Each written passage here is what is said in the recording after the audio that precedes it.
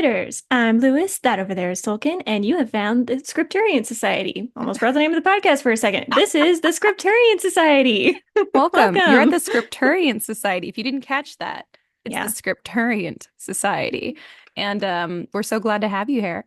Here, here, there. here.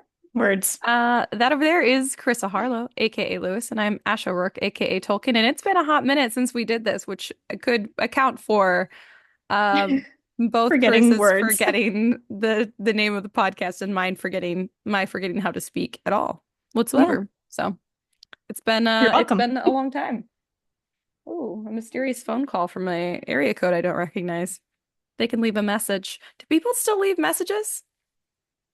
Yes, okay. So I'll just go right into what's new with me. I got a new phone, Perfect. and I had the old phone that still had like the button, right? So Uh-huh. now I have the one that you can't do that with, which sucks, but it will transcribe your voicemails. Have you noticed this? Yes, it's so weird. It's creepy. So, well, I mean, it is cool. But my friend was like, we were talking about the new phone features, and she's like, yeah, like they're gonna have this thing that transcribes voicemails. I'm like, oh, crazy. That would be insane. Like, that's just like basically a landline again. And she's like, no, like it actually exists right now. It's not hypothetical. That's so funny. That sounds like me. That Yeah. sounds like about how I am with almost everything. Um, yeah, So I that's still fun. like to leave voicemails. Like when I like call my mom, and she doesn't answer. I'm like, "Hi, mom, it's me. Everything's fine." I just, However, yeah. But now I feel like people think if I leave a message that something's wrong, and sometimes I'm like, uh, no, I just like tried to call and you didn't answer. So I thought yeah, I'm going I don't to. want you to think something's wrong, so I'm telling So you that yeah, everything is fine. exactly. And sometimes I'm like, I just want to make you open your voicemail for no reason. Mm, So I'm going one of to. those. Yeah, I'm one of those people. The worst. 100%. Yeah. But what else has been new with you lately besides the new phone? Oh, let's see. Gosh, how long has it even been? Has it been like 2 months? Oh, I has feel it like really? it's been a blur because I've been at work. Work has been good, but I've been getting like more responsibility, which is cool. Ooh. So I have like I do more kinds of reports and stuff, so that's been good. Um, what else is new? I made notes. I don't About know. your I got life. I did. I was like, what should I talk about? Oh So my I got God. I'm gonna show you guys if you can see me. I got this fancy new keyboard that you can sort of see it I with the have a blurred pink one background. that matches. Wait, it's Yay! right here. I'm not Can I using get it at it? the moment, but it's like literally the same, but mine's I'm so pink. blurred. You're so Yay! blurred. But look at us I'm so blurred. matching. Good That is for so us. exciting. I'm only blurred because I have a new desk set up now, and I'm trying to figure out how I should do it with the podcast because I was having terrible posture. So I was like, okay, I need a like stand for my laptop to sit on so that I can like actually sit up straight when Yeah. I'm typing. So I got that and it's awesome. And also I think this angle is much better. So that's fun. A very Um, nice angle. Thank you. But I was like, well, I don't want to type up on my computer, so I need a keyboard. And I found one that Obviously. matched my room perfectly. And now I think I'm going to just start collecting keyboards because they're so fun. I mean, Genius. I yeah. fully support So this. I talked to my supervisor today at work. I was like, am I allowed to bring in a personal keyboard? And she's like, sure, as long as it has all the functions that you need. I'm like, sweet, I'm gonna buy one for that because there are so many colors and Nice. they're so exciting. And there's one that I really want on Amazon and it's like a typewriter style, but it's like dark green. It's like 200 bucks. So I'm like, okay, I guess I'll have to start Gotta saving save for up for it. that. Yep. Yeah. Oh Maybe a yeah. Christmas gift next year or something for myself, you know. Yeah, yeah, yeah. But yeah, and then I got a mouse, and I haven't used a mouse in my personal life for 10 years.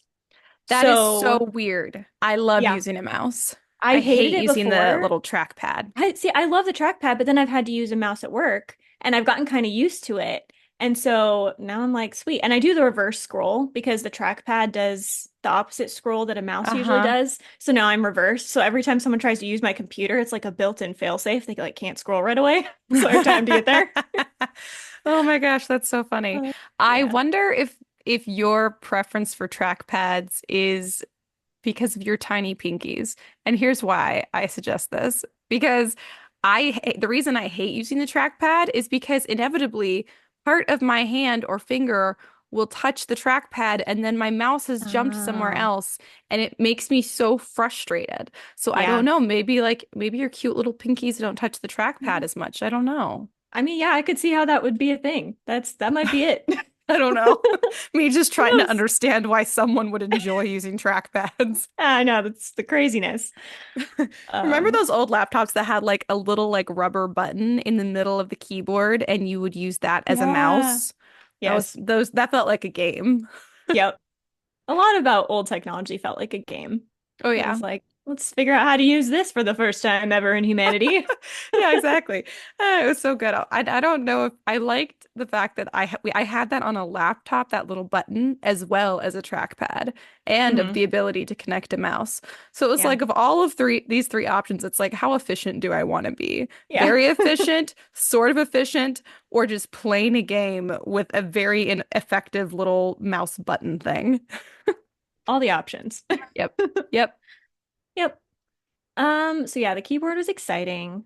Is exciting. I'll talk about this at the end, but I finally finished that book I was working on.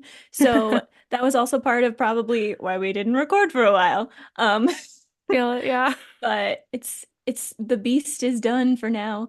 The beast is sleeping And for now. I know. Let's see what else. Ooh, well, okay, so I'm excited for my cousin. I'll give her a little shout out. So she's really into ballet. Mhm. And she does like she's pretty serious about it. And I didn't realize how serious she was about it until like a couple years ago. She's a junior in high school. And I don't know if she wants to do it as a career or what the plan is, but it's definitely more than a hobby. And she Mhm. got cast. Do you get cast in ballets? She got the part of the Snow Queen for the Nutcracker. Yeah. Whoa! Yes. So I am so excited. I still need to text her about it, but her That is mom's like, so cool. sends out this email. She's like, she's gonna be the Snow Queen. And like in parentheses, just like for those of you who don't know, that's a big deal. I'm like, yes, that Yes, it is such is. a cool deal. Oh my So I think I'm gosh. gonna go see her and it'll be really fun. So That is so shout out cool. to her. Oh, Congratulations fun. on that. Not that she listens to this podcast because she's too busy dancing to Well, read or write. So, if she ever did, I we are know. very happy for you. And I don't know you, but I'm incredibly impressed. That is such a cool role. Oh my Yes. gosh. I'm so excited for her. And then also, this is just a funny story. So when at my job, I can do like this health and wellness thing to get an extra like day off during the year. I don't know if anyone else can do this. It's super fun. Nice. So I had to take this like quote real age test. So it like tells you like based on all your health stuff how old you should be. And I was Hmm. so nervous the whole time. I'm like, it's gonna tell me I'm supposed to be like 40 and I don't want to hear that. And I'm like taking the test and I'm trying to be honest. And sometimes it's like, how many times a week do you eat poultry? And it's like 2 to 3, 4 to 5. I'm like, I don't know, I'd say 3 to 4. What do you want from me? And so there was this part Oh too my where it was God. like check all that apply in terms of like health conditions you have, and it was really broad, and I could tell it was trying to narrow down, right? So it was like Right. cardiovascular disease, endocrine disease, da da da. And I do have like a thyroid condition, so I was like, okay, endocrine disease. And then the next section was like narrowed down, like is it your liver, is it your spleen, is it your thyroid, is it, so I'm like Yeah. thyroid. And it was really funny to see it try to guess what my other condition was because it's a heart condition. Yeah. And it's like, these various heart conditions, and I'm just like, no, other. And Mm-mm. then it would give another list, I'm like, other. And then another list, I'm like, dude, you are just not going to land on congenital heart defect with a pacemaker dependence. Like, that's just not going to Yeah. come up. Oh So my it was funny. gosh. It eventually gave up, but my real age is 26. So I got below what I actually am. So that is very fun. That's impressive. Wow. I'm feeling so No. much stress at the idea of taking this test. Someone I don't telling want to you. know. I know. Yeah. So one of the things they measure now is waist circumference. So it's like right around your belly button and you have to measure it. And I'm like, this must make people so insecure because it's making me so insecure. That is But so apparently it was horrifying. normal enough. I know. That's so So, strange because that changes so drastically. uh-huh. Like even like month to month or like day Hmm. to day. Yep. So that was part of it. But then like I went to my doctor back in August and I did all the blood work stuff. And Hmm. I was concerned because I have a little bit of a Dr. Pepper addiction. I was like, "Ugh, all of my blood work's going to be off and I'm going to be secretly deeply unhealthy." Everything was fine. I'm like so in range for everything except for vitamin D. So I just have to take a supplement because I think that's just a genetic thing. People don't Yeah. absorb it as well. Yep. So anyway, there's my health update. I will probably live, barring some kind of terrible car accident or murderer. Um, Wow. I'll be And around for a while. your true age is younger than your actual true age. Exactly. So that's God, that's fun. amazing. I know. Wow. That's nice. Oh, I don't want to take this test. I love taking tests like this, and like they kind of stress me out, but it'll be like, Yeah. how many times a week do you see your friends? And I'm like, Psh, yeah, I'm so glad you care about me so much. Let me tell you all about it. I get it. It's I just do really like fun. taking quizzes. And I think any other time in my life, I would be like, oh, I'm so going to find a way to take this thing. But I'm like stressed. Like my post having a baby Yeah. body stresses me out badly. And everything works like a little bit differently. But like, it's not like Mm, I'm really unhealthy. But like, yeah. oh man, I don't know what Well, the new normal is supposed to be. you're like, how do I gauge this? And I do think a large reason I got 26 is because I answered no to all the questions that are like, have you been depressed lately? Have you, had anxious thoughts? Do you see a therapist? I'm just like, no, no, no. And I think that was made the major reason because everything else was pretty Hmm. normal. So That's hilarious. You were like, no, I've been writing. yeah, I don't know what that qualifies as. I don't know if it's healthy, but it's definitely not depressed. So Yeah. uh Obsessive compulsive writing. yeah, for Yeah. sure. But yeah, so that and the fact that I don't drink a lot, I think was also, which was also, See, do you ever have to take these tests? They're like, how often do you drink? And then, it's like 12 times a day. And then like the lowest answer is less than a month. And I'm like, what if it's only a couple times a year? Because less than once a month seems like it's still overestimating it. But I guess that's just when it would, matter. that's so So funny. Mine is sort of like a reverse problem where it's like drink like it's like do you drink weekly? Do you drink daily? I'm Italian. I usually have a glass of wine with dinner yeah, every night. So, but then if I say like, yeah, I drink every day, it yeah, makes me sound like a drinker, not like right. a moderate consumer of Yeah. alcohol. Just So, like, for your heart health, you drink a glass of red wine occasionally. Isn't that what they yeah. say helps? So Yes, exactly. So I don't know. I'm like, is everyone in Italy taking these tests? I don't know. What do they answer? they're probably like healthy enough otherwise. They like probably walk places and eat It's better. so So they're like, true. we're allowed a little alcohol. Yeah, or a lot of alcohol. But Yeah. yeah. Yeah, it's all in it's constant but in moderation. So I don't Yeah. know. I don't know. That's Yeah. funny. Anything But else? I think that's mostly it. I'm probably forgetting things because it's been so long. But Dude, right? so far, everything's been good. So Nice. how are you? I'm good. My baby turned 1, so that's Yeah, cool. that's right. And I am trying desperately to convince my husband that we need another one because I'm Mm, pretty sure Riley needs a sibling. I feel very obviously. certain that he's trying to communicate that to me and all his and I'm like, right, Obviously. child, you You're want like, another I know what child you're in this saying. Yeah. house. Younger sibling, Exactly. you want to be the Tell your oldest. father. Exactly. Yeah. And some things he does, I'm like, God, you're so an oldest. Like Mm. he likes to put his toys where they go. And I'm like, Uh, you are 12 and a half months old. Like, he's like, this is where it goes. I have my cousin's kid is like that. She like organizes better than the rest of us. We're like, what are you doing? it's so weird. And I'm like, have I taught him this? Like, Yeah. I don't think so. I'm not like everything has to be in its place, you know? Hmm. Like I have a place for all of my own things, but that doesn't really extend to like how I treat the house in general. Right. So it's just in his own little world. He's like, nope, this is where this goes. And even if it's something that makes no sense because he's 12 and a half months old, like he's like, no, no, no. My giant Lego blocks do go on top of my baby couch. Not in the box, but they all go up Obviously. here on the baby couch, and that's where they go. And if you take it somewhere else, I'm going to put it back up here. And he'll just go collect them and put them there. And he's like, and then he'll knock them all off and he'll do it again because that's where they go. Like, excuse me, I know what I'm doing. Excuse me, mommy. These are my Lego blocks. I know how Yeah. to put them away the right way. So, Ah, yeah.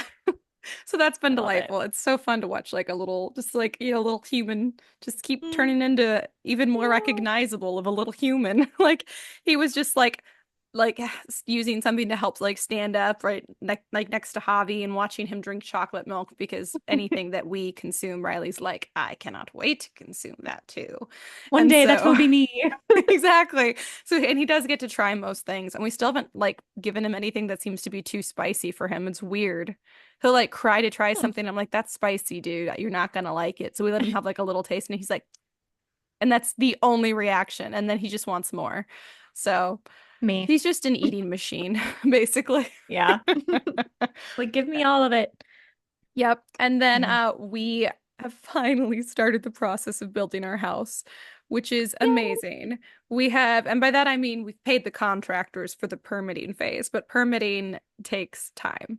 So Permits we are haven't the worst. actually, I it hate it. sucks. It sucks. So we Yeah. haven't actually broken ground yet, but we've started the process, which is great because we now have X's out of electrical tape all over the house in different spots on the floor where I'm like, Yay. nobody step here for the next 6 months. Because if you Yeah. do, the floor will fall through and we're gonna have to deal with that. Oh, But if in those kinds six of months X's. we're gonna be, yeah, unfortunately, not I thought like you meant woohoo like for treasure. electrical stuff. Yeah, Oh, I for thought it was no, if like, here's where we're only. gonna place the lines. Wouldn't Then that you're be like, great? don't step here. I'm like, oh wait, this is going a different direction.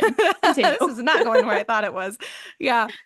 Yep, because I don't want anyone to fall through the floor, and the floor is like Mhm. spongy soft. Like before, we have a huge, we have a huge hole in our bathroom floor, where somebody didn't know that, and they used our bathroom and they fell through. Oh no. So now we just have like a That would piece be of. mortifying for me. If I like broke someone's floor, I'd be like, look, my work office says I am only 26 years old and I am perfectly of a normal weight. I did not fall through because I am heavy. It is definitely. I felt very bad for for the person that it happened to. Um, Yeah, so I just thought I'd just go ahead and clearly mark these spots, these all these spongy places. Hmm. I don't want to fix the floor. We're gonna be in a new house in 6 months. So I'm like, I think between like the 3 1/4 of us who are in this house all the time, Yeah. Riley's the quarter, by the way, I was just so gonna I have it say, in weight. it was the quarter. It's Six Riley. months is so fast. That's so exciting. I know, I know. I mean, it's not going to be like finished, but it's going to be like livable more than Right. this house is, which is not saying a Sure. lot. This place is would be condemned if it were to be inspected. I feel like very certain about that, which I probably said before. Um, I don't think I have any other significant updates. I have some for the writing portion, which is exciting. Yeah. Oh, I mean, I have some fun merch updates for the Yeah, pod. that's right. Yeah, we have some new merch for the Scripturient Society, which is exciting. There is keep writing. What is it? There's a few things. There's a few ones for the Scripturient Society at storysirenstudio.com or thescripturientsociety.com. It'll take you to the same place. We also now have a resin store, which is cool. It's just like some cool arts and crafts and hairpins. And oh, look, she's showing off. My I made her a pins. pen. It's a It's so pen. cool. I love it. Yeah. So those were some of my earliest experiments, but I did make them specifically for you. I made I Carissa love it. a pen and a bracelet for her birthday, and they were done like a week before your birthday, and then I just didn't send them because I'm not Fair great enough. at mail. But I I was figured I was out late with mail Riley stuff too, now, so. so Oh, good. he didn't even notice. So That's true. I'm like, he doesn't know he's one. He can he has he'll no be fine. idea. He's like, "Oh, more toys." Yeah, I I put them know. on Like top of my couch. That's where he's they like, I go. know exactly where these are gonna go. I can't wait to just stack these on a cushion. Oh my gosh. It's kind of like me when I get books. I'm like, I can't wait to put these on the shelf, you I know? do get that. Yeah, so much. Oh yeah. But yeah, so there's resin pens, there's bookmarks, there's hair accessories, there's jewelry, all kinds of there's chopsticks, all kinds of cool resin stuff if you want to visit the Story Siren Studio resin shop. And perhaps most exciting for this podcast specifically, we have released a book of writing prompts, which I didn't even tell Carissa I Yeah. was doing. I was just Wait, like, this what? I thing was like, exists now. am I supposed to know about this? I'm like, I gotta lie. Nope, I just didn't tell anyone I was doing it. And Ooh. for $5.99, because I was like, I'm just gonna make this as cheap as I can possibly make it, because Mm, it's just like a little fun thing. So if yeah. you want like 25 fantasy writing prompts, I want to do some other editions for different genres too. It's on Yeah. Amazon, so go check it out. I think it's called 25 writing prompts for when you're bored, traveling, or looking for an excuse to avoid people. Fantasy edition. Love So. it. It's Perfection. pretty good. It's pretty good. But yeah, it's cool. And like they're kind of like unique writing prompts. Like there's a lot more context to them. It's not just like a little like one sentence writing prompt. Like I tried to like give you like a little more to go off of. So I think Hmm. that'd be fine. And also people have been joining our Discord writing group lately. We've had like a couple new Yay. people, so welcome. It's a very scant little group of us down there, but welcome. And everyone who listens to this, you are welcome to join. And even if you have friends who are writers who don't listen to this, they are also welcome to join the writing group. And of course, Everyone. to go and get that book because it supports the pod, what little we make from it, and otherwise it's $5.99. I'm just gonna make it fun. I just made it fun. You can't go So wrong with that. yeah, So it'd be hard. It's also gonna be a cute little stocking stuffer. I'm like, is it weird if I get this for other people even though I made it? no. I don't know. It's not like I I would make love any it. money off of it, so Yeah. I'm still gonna do it. Yeah. So that's some fun updates. And I've Yay. been reading a lot in That Pretentious Book Club, our sister podcast. We've put out a few new episodes lately, which like it's Mhm. like over a year between episodes there for a little while. So we're trying to do that on a somewhat more frequent basis as well. And we have new merch over there too. So I think those are all like the Red Pen Point and business updates. Um, so do we want to get into book recs? Yes, for which I have none because I haven't been reading. I am a fraud. Moving on to Ash. She doesn't even know how to read. Yeah, I'm Um, actually illiterate. let me think. Okay, so oh yeah, I've got two strong Five Pinkies Up book recommendations from actually the last two episodes. Well, this is a bit of a spoiler for the episode coming out on, I think, Monday for That Pretentious Book Club. But recently we read Howl's Moving Castle by Diana Oh, Wynne Jones, I've heard good things and about it. amazing. And The Outsiders by S.E. Hinton, and I had never read it Yes. before. Oh my gosh, isn't it so good? Books. Oh my gosh, it was so Yeah. good. It had been like a while since I gave any book five pinkies up, which is like the Hmm. highest you could possibly earn from That Pretentious Book Club. And they two books in a row for Yeah. very, very different reasons, very different vibes. I would actually recommend reading them in reverse if you're adding your like TBR, like if you're like organizing it. I would say read The Outsiders. It's wonderful. Yes, it's sad, but it's not without hope kind of sad. It's Hmm. sad and it's, sort of heavier. And then Hmm. follow it up with Howl's Moving Castle. Yeah. Excellent. It has a few similarities to the movie. Otherwise, is very, very different, even though the movie is also very good. It's just like very different story. So I heavily recommend both of those, actually. They Yeah. were good. Okay, I just want to talk about The Outsiders now. It's so good. So when I read this, I believe I was in middle school. And we were, in middle school, they're like, okay, read chapters 1 and 2 and don't go ahead. So I was like, okay, so I'm reading it and I Never. got to like, that part. And I was like, I'm just going to keep reading and tell no one. And I read it to the end and then I had to hide that I'd read the whole thing. And we I've so done that. were talking Oh, about it in yeah. class and they're like, what do you think is going to happen? I'm like, figure out something that is not the truth so that it looks like you're actually spitballing here. I But think it they're going was, to go to a circus and make friends with yeah, elephants. I think everyone will live. It will be great. I think everyone will be really happy and there will be no trauma. No, none. And this book like shaped my I don't know, my preteen childhood, my teen childhood, I don't know, because the end of the book, which if you haven't read it in a while, I will remind you, it has that circular ending where the last line of Yes, the book is the first line of the book that I changed my love life. I it. was like, this Yeah. is the coolest ending to a book of all time. I'm Yep. going to be a writer for a living. Like it's so good. So good. Yeah, I think Kendall also described it as like very formative to her during her middle Hmm. school years. So I think it Yep. had that effect on a lot of people. I wonder who it would have on me if I had actually read I it in know. middle school. I don't know. I read it as an adult and still thought like, oh my God, this is amazing. Yeah. So That is crazy though. We were talking about this book at work the other day, just like randomly. weird. That's so Well, interesting. on Monday, I think it's the 28th, October 28th, 2024. I think that's what today is. It will come out. We'll have an All right. episode on it over at That Pretentious Book Club. So, and I'm sorry, but Riley was making a lot of noise. He was perfectly happy until we started recording. And so then Of you could course. just hear us. We're throwing like grape quarters and crumbs and pieces of cheese at him. And we're like, please accept anything, my Silence. lord, to be happy. And so we took like 6 breaks and it's a little choppy. It's very fun, but a little choppy. So All sorry. right. That's fun. What about a word of the week? Yes, we have anathema. This is another word that I used to mispronounce a Ooh. lot. Anathema, not anathema, anathema. Anathema. And it is something or someone that one vehemently dislikes. A formal, what? Yeah. Oh, it's also a formal curse by a pope or a church council. But it's mostly just something that someone really hates. So you can use anathema Funny. to the church pretty solidly, but you could also say, this is anathema to me. Um, what I think of something I hate. Would it be an Um, anathema or anathema? it is anathema to you. Oh, like it's So like it's loathful or whatever. yes, yes. Loathsome. Loathful is not a Those, word. yeah. Loathsome. Good point. I didn't catch that. I'm so used to Ash just making up words in this section. So It's true. yeah. I'm still Yeah. figuring out a way I'm going to do it. Anathema. That hat is anathema. Positively anathema. Yes. Totally anathema-ish. Oh, Anathemish. I was like, so Very far we're using it anathemish. correctly. She Oh, always turns it around. Alflulia.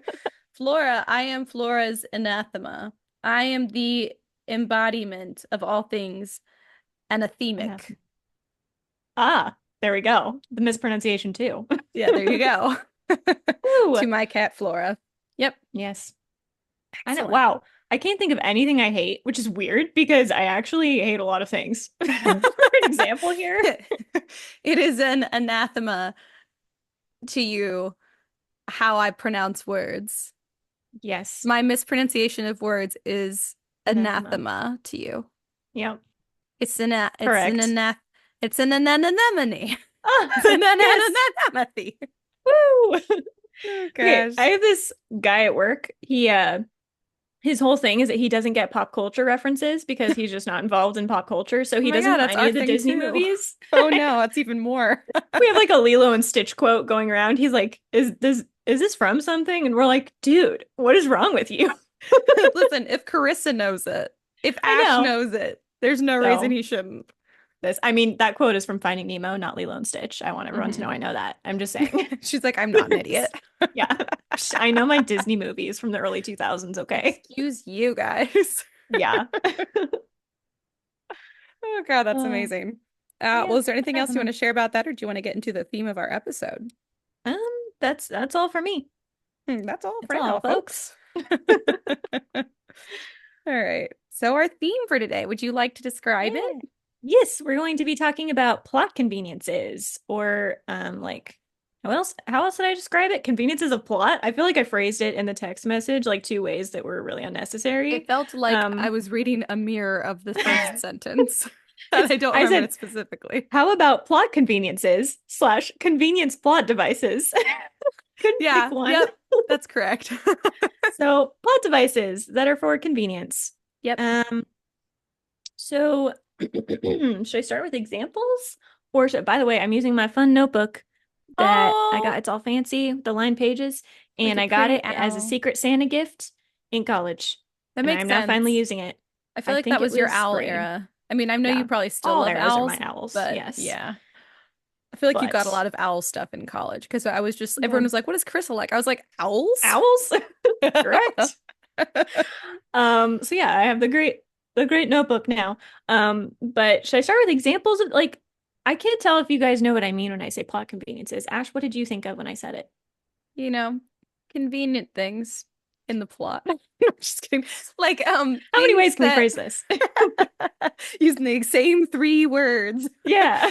Um, I assume that you meant something like when you create something in the plot because you need something, you need it to be convenient enough you need a convenient way to get from one plot point to another, Yes. essentially. Right. And I think there are two basic. So here's my little spiel about plot conveniences. Um, they're like the opposite of a red herring. That's the line I came up with. Because they're like Interesting. they're like almost doubling down on something that's important rather than like misleading about something that's Mhm. important. So you guys Like can it go on could be that. convenient, but you're saying that like this is when, yes, it could just be, oh wow, that's so convenient, but you're just gonna embrace the fact that it's really convenient. Yes. You're like, I'm not gonna shy away from it. I'm not We're gonna just try gonna and go into explain it. how it's not a convenience. Yes. We're just gonna accept that this is the way it is. Sure, Yes. and conveniences happen sometimes. Yes, exactly. Gotcha. And I think like the general principle behind plot conveniences is that you don't want to be too predictable. You want to subvert expectations sometimes, but I think it is important to remember that stories are supposed to work a little more like puzzles than real life. Like Yep. it is okay for things to come together in a way that feels a little too neat. It's kind of like that phrase, truth is stranger than fiction. Like that's Yeah. why, because truth doesn't fit together like a puzzle piece, but fiction should, I think, if you're doing a good Yes. job. I've been Um, having this problem a lot because so the book I'm writing is like very heavy. It's like it's a fantasy retelling, like it's fairy tale retelling, yes, but also it's like a mystery. And mhm, so I'm like, oh, I need to bring these things together because it's a yeah, mystery and there's a formula. But I'm also like, oh, is that believable? And so right. I'm having a moment where I kind of just have to be like, I don't care. Yeah, we're just gonna go with it. You're gonna accept it and we'll This continue piece on. has to go there. Uh-huh. We're gonna have to figure it out. Yeah. So Yeah, I think like the general idea is you should avoid unrealistic, but you can allow reasonably possible. So I like that. Okay. yeah. So now I'm Even if just it's gonna not go like the down. most interesting way for something to happen, Yeah. it's possible. Yeah. hmm I mean, most interesting is usually good, but sometimes most interesting can lead you down like red herrings and like, detours that aren't necessary. And if Yeah. if you're like Ash and you're like, well, I want like, fast-paced stories, that's not necessarily going to help you with that very much. Yeah. Um, so I listed some, and I think there are two kinds of plot conveniences slash plot devices. Um, I think they're the ones that work and the ones that don't. So I'm going to give them to you, and then Ash and I are going to discuss which kind they are. That's my plan for this episode. I like it. I like your plan. So thank you. The first one is the right place, right time cliche. How do we feel about this? You know what I Oof. Yes. mean? Like I someone overhears mean, something, or they're in the right place to stop an attack, and they just happen to be there. I feel like you can't use it too many times in the same book. I feel like you Mhm. can maybe use it like twice in the same book. But it Yeah, also happens. Like it's not right. unreasonable. Exactly. I feel like this happened. It's been a while since I've read it, but I feel like this happened in Divergent once or twice, where Trish just happened to be kind of in the right place to overhear Divergent stuff. Like her mom pulled her aside and was able to talk to her, or like Hmm. she overheard the leaders of Dauntless talking. And I think it worked there because it wasn't used too much. And it did feel like, this is a small enough society that you could reasonably stumble upon overhearing this. So Yeah. I think it just depends on, how reasonably possible is it that this person would stumble on it? Like if you're in Yeah. an enormous city like New York City and someone just happens to come across this one person that they need to overhear something from, Feels that's stretching it. unlikely. But if it's Yeah. like a small town or just like a small society, maybe like a church group or a school or something, like that's reasonable, I think. Yeah. Agree. Yeah. All right. So that one's a thumbs up. Thumbs up. For the most part. Um lazy motives for either the hero or villain, which I feel like this is Ugh. misleading because I called it lazy, but Yeah. I You already mean have just the bias in there. like stereotypical type motives? Yeah. Like a Like revenge motive or I'm a villain and I just want to take over the world because I want to take over the world. Like there's hmm. no real reason for, or I'm the hero and I'm just gonna, be a hero because I'm the hero. Like there's no real Yeah. motive behind the kind of shallow one. I feel like this is just problematic because Yeah. it creates a lot of problems for you. hmm Like if you don't think that stuff through. Yeah, I don't it like creates it. shallow villains and heroes, Yeah. but I feel like it's used a lot. Even I don't know what genre was. I think this is used a lot in horror movies, like Oh murderers are yeah. just murderers because. Yep. And I think it can be used sometimes in superhero stories, but I will not lie, I don't really read or watch a lot of those, so I can't really speak to that too much. Yeah, it's very But the whole take over the world thing. I mhm, think very rarely when the main thing that we see a villain want is to take over the world, very rarely do we see the motivation yeah, behind that. Like, why do you want to take over the world? exactly. Do you think Like, you'll oh, be you want to better be a at it than hero? other Why people? do you want to be a hero? Yeah. Yeah, and that's where you get to the actual motives. But yeah, the lazy motives were just like the basically what is the end conclusion of all of the characters' other internal motivations. You don't go to them. You just go to that like end big motive. Right. Yeah, that's a And problem. yeah, and I feel like it's usually the case. I feel like it happens with villains more often, but it also happens with heroes where like it's a first person story, and so you're really in the head of the main character, and they just don't put a lot of effort into finding out why does the villain want to do this. And like it's convenient, I guess, to have a villain that's like propped up as a villain. It takes away a lot of like moral quandaries if you don't want that as much because they don't have to think about, does the villain have a point? It's just like, okay, we have to defeat them. So that's why I call it a plot convenience. Yeah, Um, it is but convenient. yeah, but then it doesn't allow you like I don't know, it doesn't allow a lot of like deep thought and the main character should maybe have to think about that a little deeper Yeah, on their own I think part it and on cheapens the story. It cheapens yeah. the story, and if you have any messages you're trying to communicate, it cheapens those too. It like hmm undermines anything important that you're doing. Yeah. I think too it's often the case with like the cliche like villains minions kind of Yeah. stuff where they're just like Yeah. loyal for no reason. It's like, okay, well, Yeah. show that the villain is really kind to his employees or something. Like show Yeah. that these are all people he's rescued or that he's financially supporting, or maybe he has something on them, like he's going to kill Yeah, their families if they don't do what he wants. So like even very just a true. little bit like that with side characters or background characters, I think can do a lot to make a story feel less convenient and more like a natural occurrence, Yeah. which can help for the plot conveniences that you do want to use. Because if you pile too many in the story, it's going to feel unrealistic. But if you have one or two, then it's not too bad. Yeah. I agree. That's what I'd say. Yeah. All right. Characters who were thought to have died and then came back to life as a hero or villain. Um, I feel like that's usually like I'm thinking like Sherlock Holmes, right? Hmm. Like uh Arthur Conan Doyle. I never know what to call him. He's too long of a name. Sir Artie, Arthur Conan Doyle. good Yeah. old Artie boy. He like kills him off, but then he wants him to come back, so he's like, aha, it was all a trick, or it was this is a story from beforehand. It's just like too convenient, maybe. I think the Sherlock Holmes stories were supposed to take place before the death, but I feel like a Hmm. lot of authors now kind of take it as if I kill them off, I can just say that they came back later, that they didn't really Anime die. loves this too. And Yeah, I should probably dislike it at some like much more you than I should. do. I enjoy it. I enjoy this Yeah. quite a bit most of the time. So that makes me think there's got to be a way to do it because obviously people do enjoy it. Hmm. But like Fairy Tale, for example, my favorite anime. They do this to they go far beyond like the convenient Yeah. like convenient resurrection of characters. Like it's a lot Right. more like a, oh, they weren't dead after all. You're like Yeah. by like the fourth character, you're like, Yeah. really though? Really? This feels too convenient. And it Yep. is. It is. It's something you have to use, I think, really sparingly. And the way that in the BBC Sherlock show, they basically stage his death and then he comes back and it's all really elaborate because it's so elaborate. I'm like, I will accept this because it's clearly This is fun. this is fun. Yeah. Exactly. I feel like with that one, you have to make it fun somehow for it to not cheapen the Mhm. story.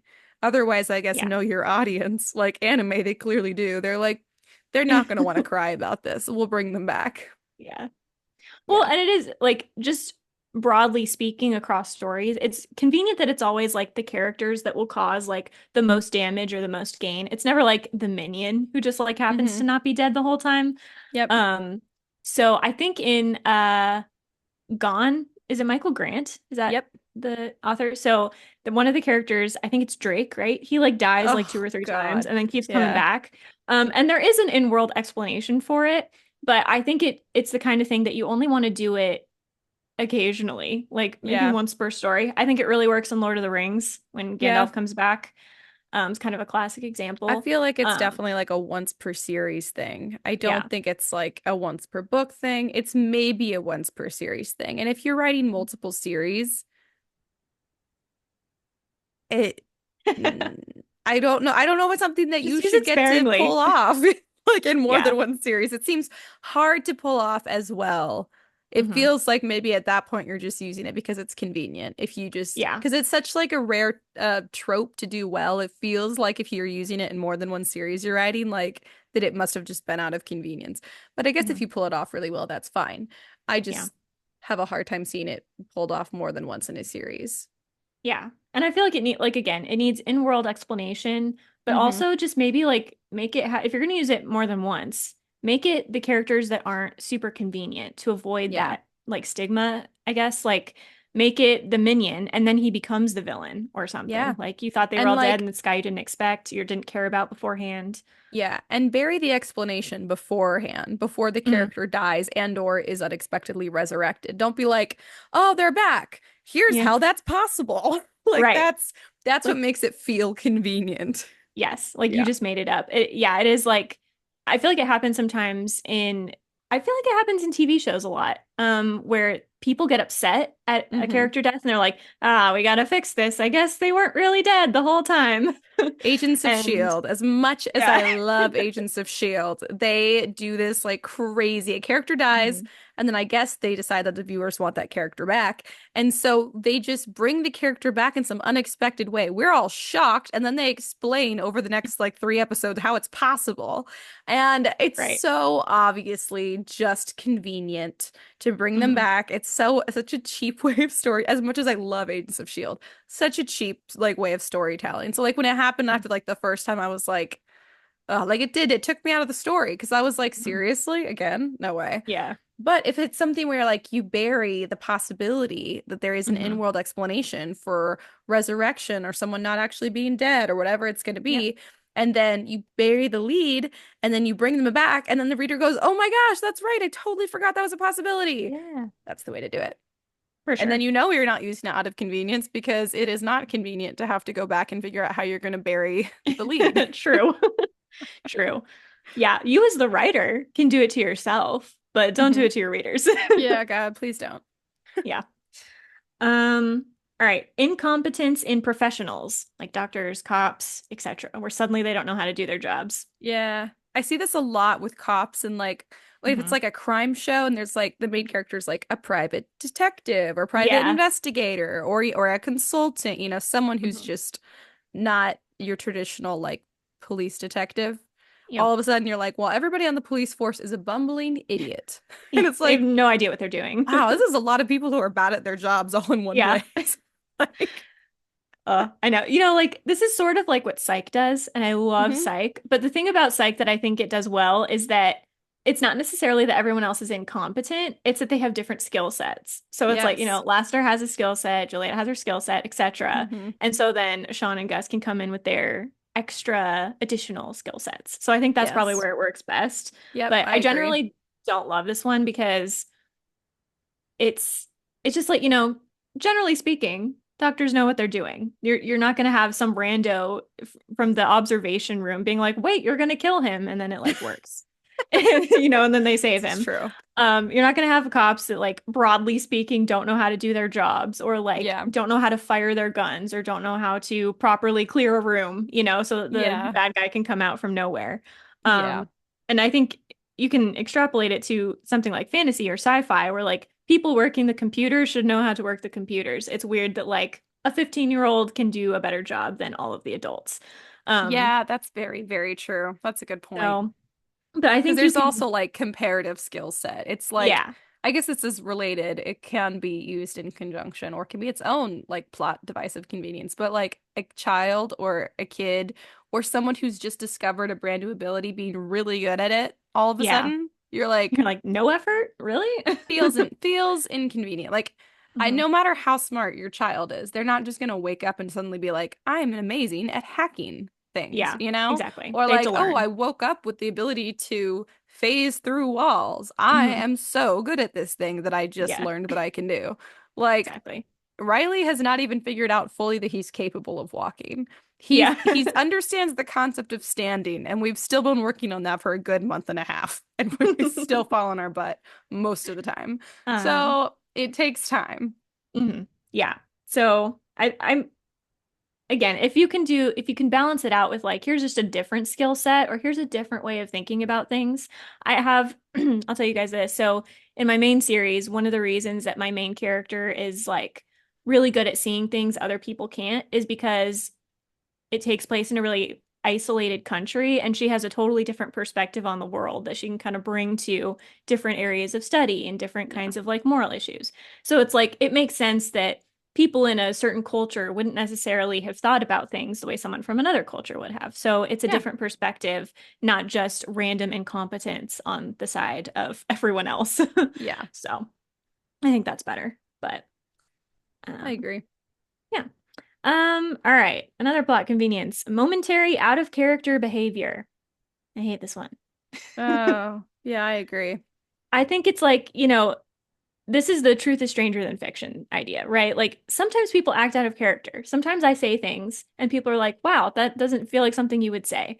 Or, I do something and I'm like, wow, that's a weird thing for me to have done.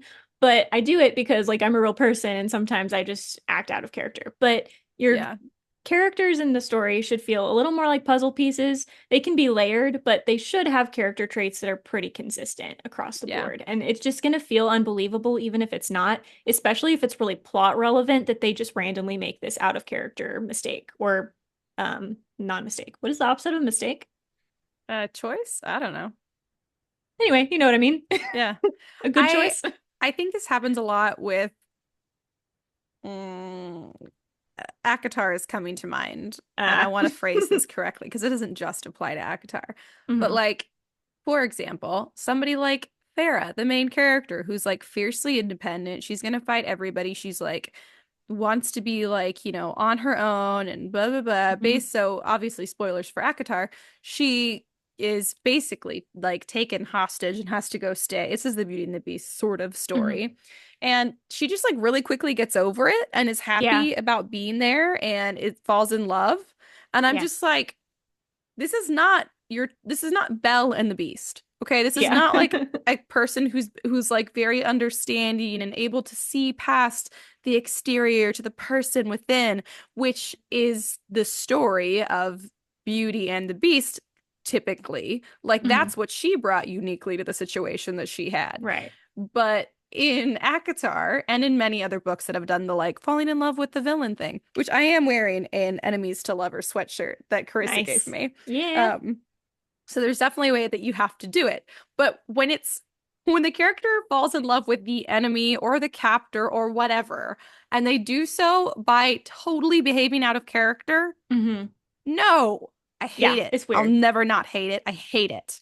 Yeah, and I think with fairy tale retellings, it's particularly strong because there are beats you have to hit in that retelling. So you as the author are like, well, this is what has to happen, but you've created a character that That wouldn't wouldn't hit do those that. beats. Yeah. Yeah. So it's just frustrating to I to think read that's that, exactly but correct. Yep, that's exactly what it yeah. is. And Yep. probably in other genres like mystery, like you're saying, they're kind of formulaic. You have certain beats you have to hit.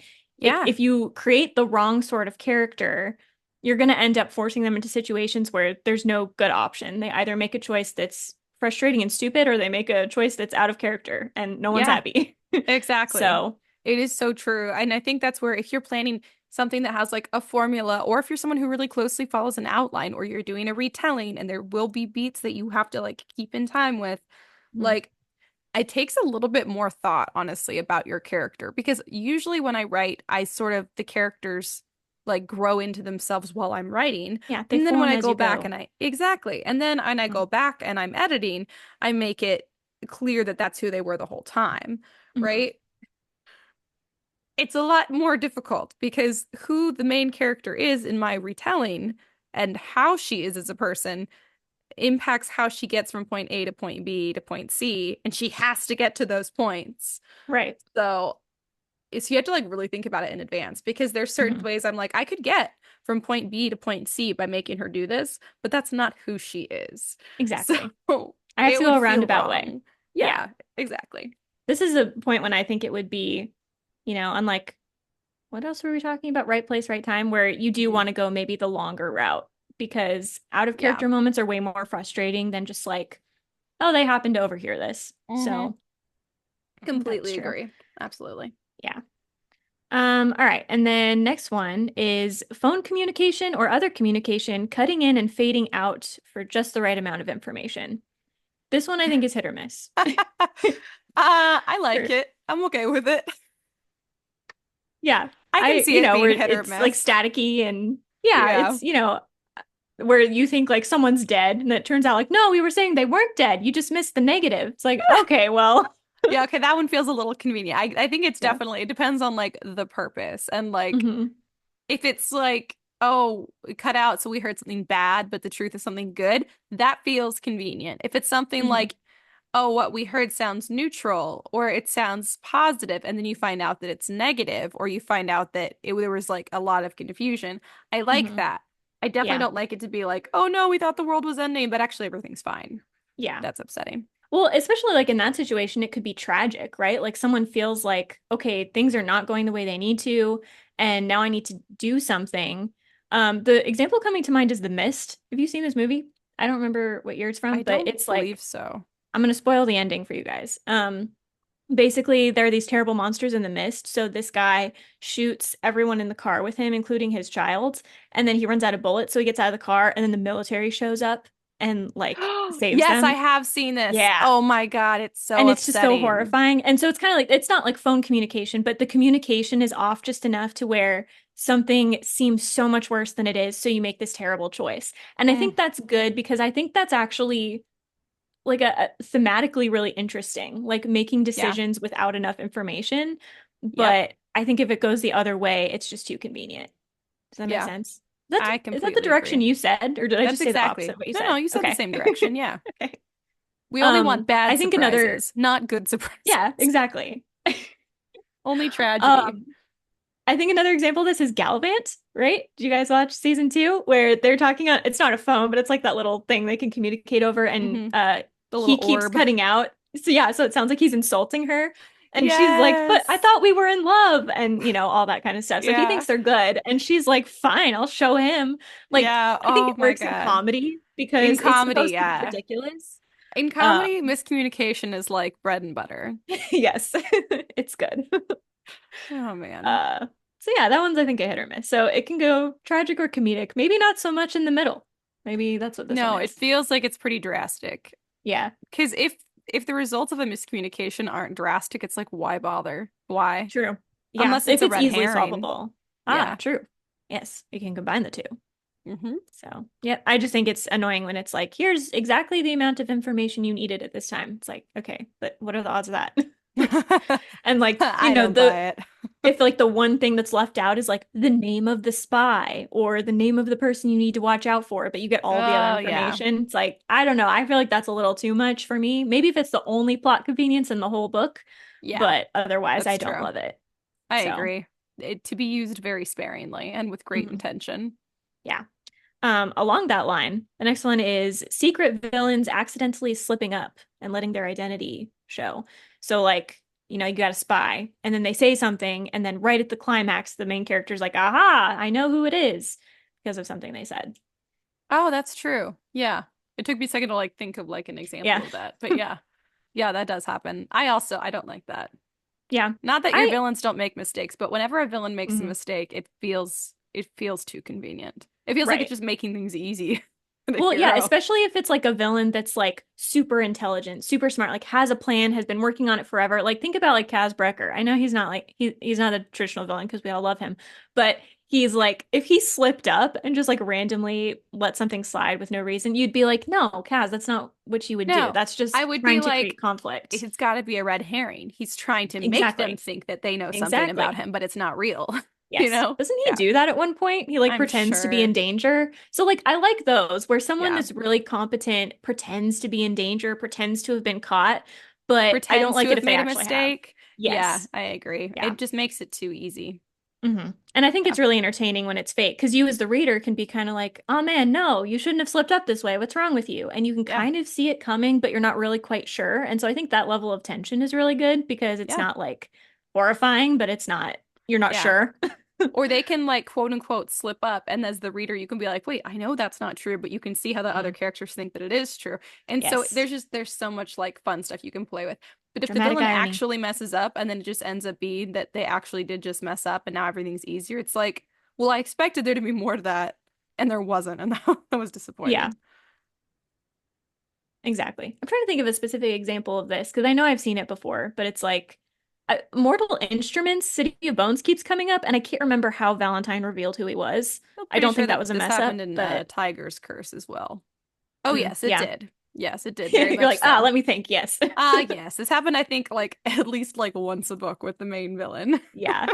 So it's like, Yeah. there are ways to do it, but basically, if you made your villain out to be this is actually kind of just like an out of character moment now that I think about it. It's if you've made your character, your villain, to be competent, they can't just randomly become incompetent because you want to get to the climax or to some kind of next beat in the story.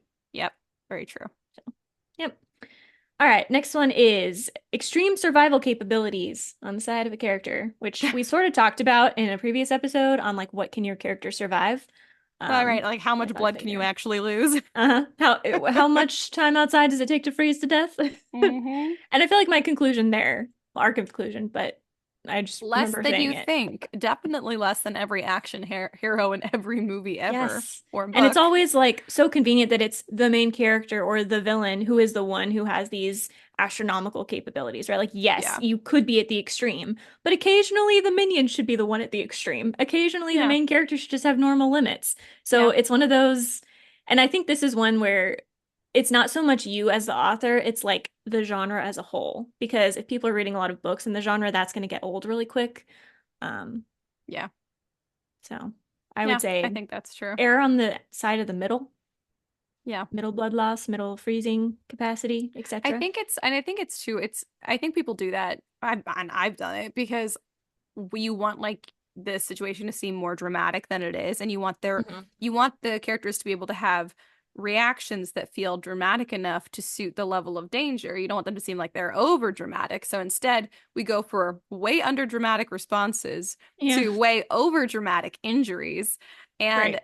the truth is, if we just sort of like tweaked like the way, like sort of like the baseline for how characters react to trauma, and if Hmm. injury, physical injury or mental, whatever, if we like tweak the baseline in our own individual stories so that it's like more realistic, then we have more realistic boundaries we can work with. Yeah.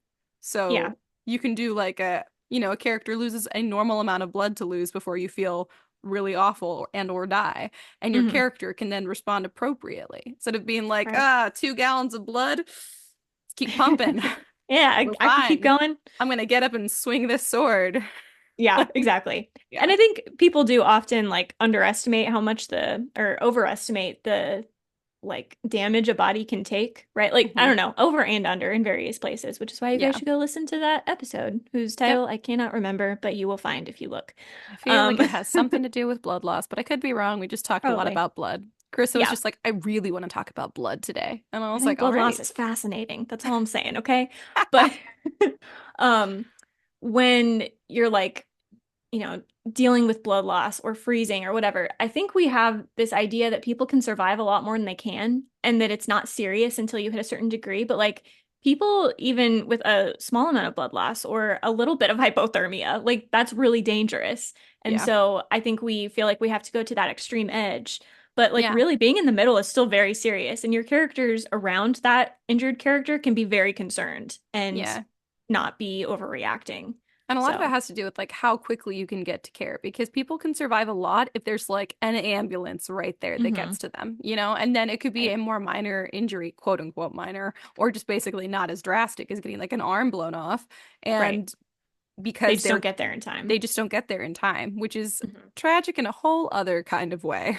Right. It's kind of like Yeah. you could start if your characters are, in the middle of nowhere and they don't have any food. Like, yeah, starvation will hit eventually. So they're going to be motivated to find somewhere to eat. But it doesn't have to be like, well, we've already been starving for 10 days. It can Yeah. just be new and you have that kind of ticking time bomb in the back of your head rather than like Yeah. right in front of you. Yep. So, Totally agree. yeah.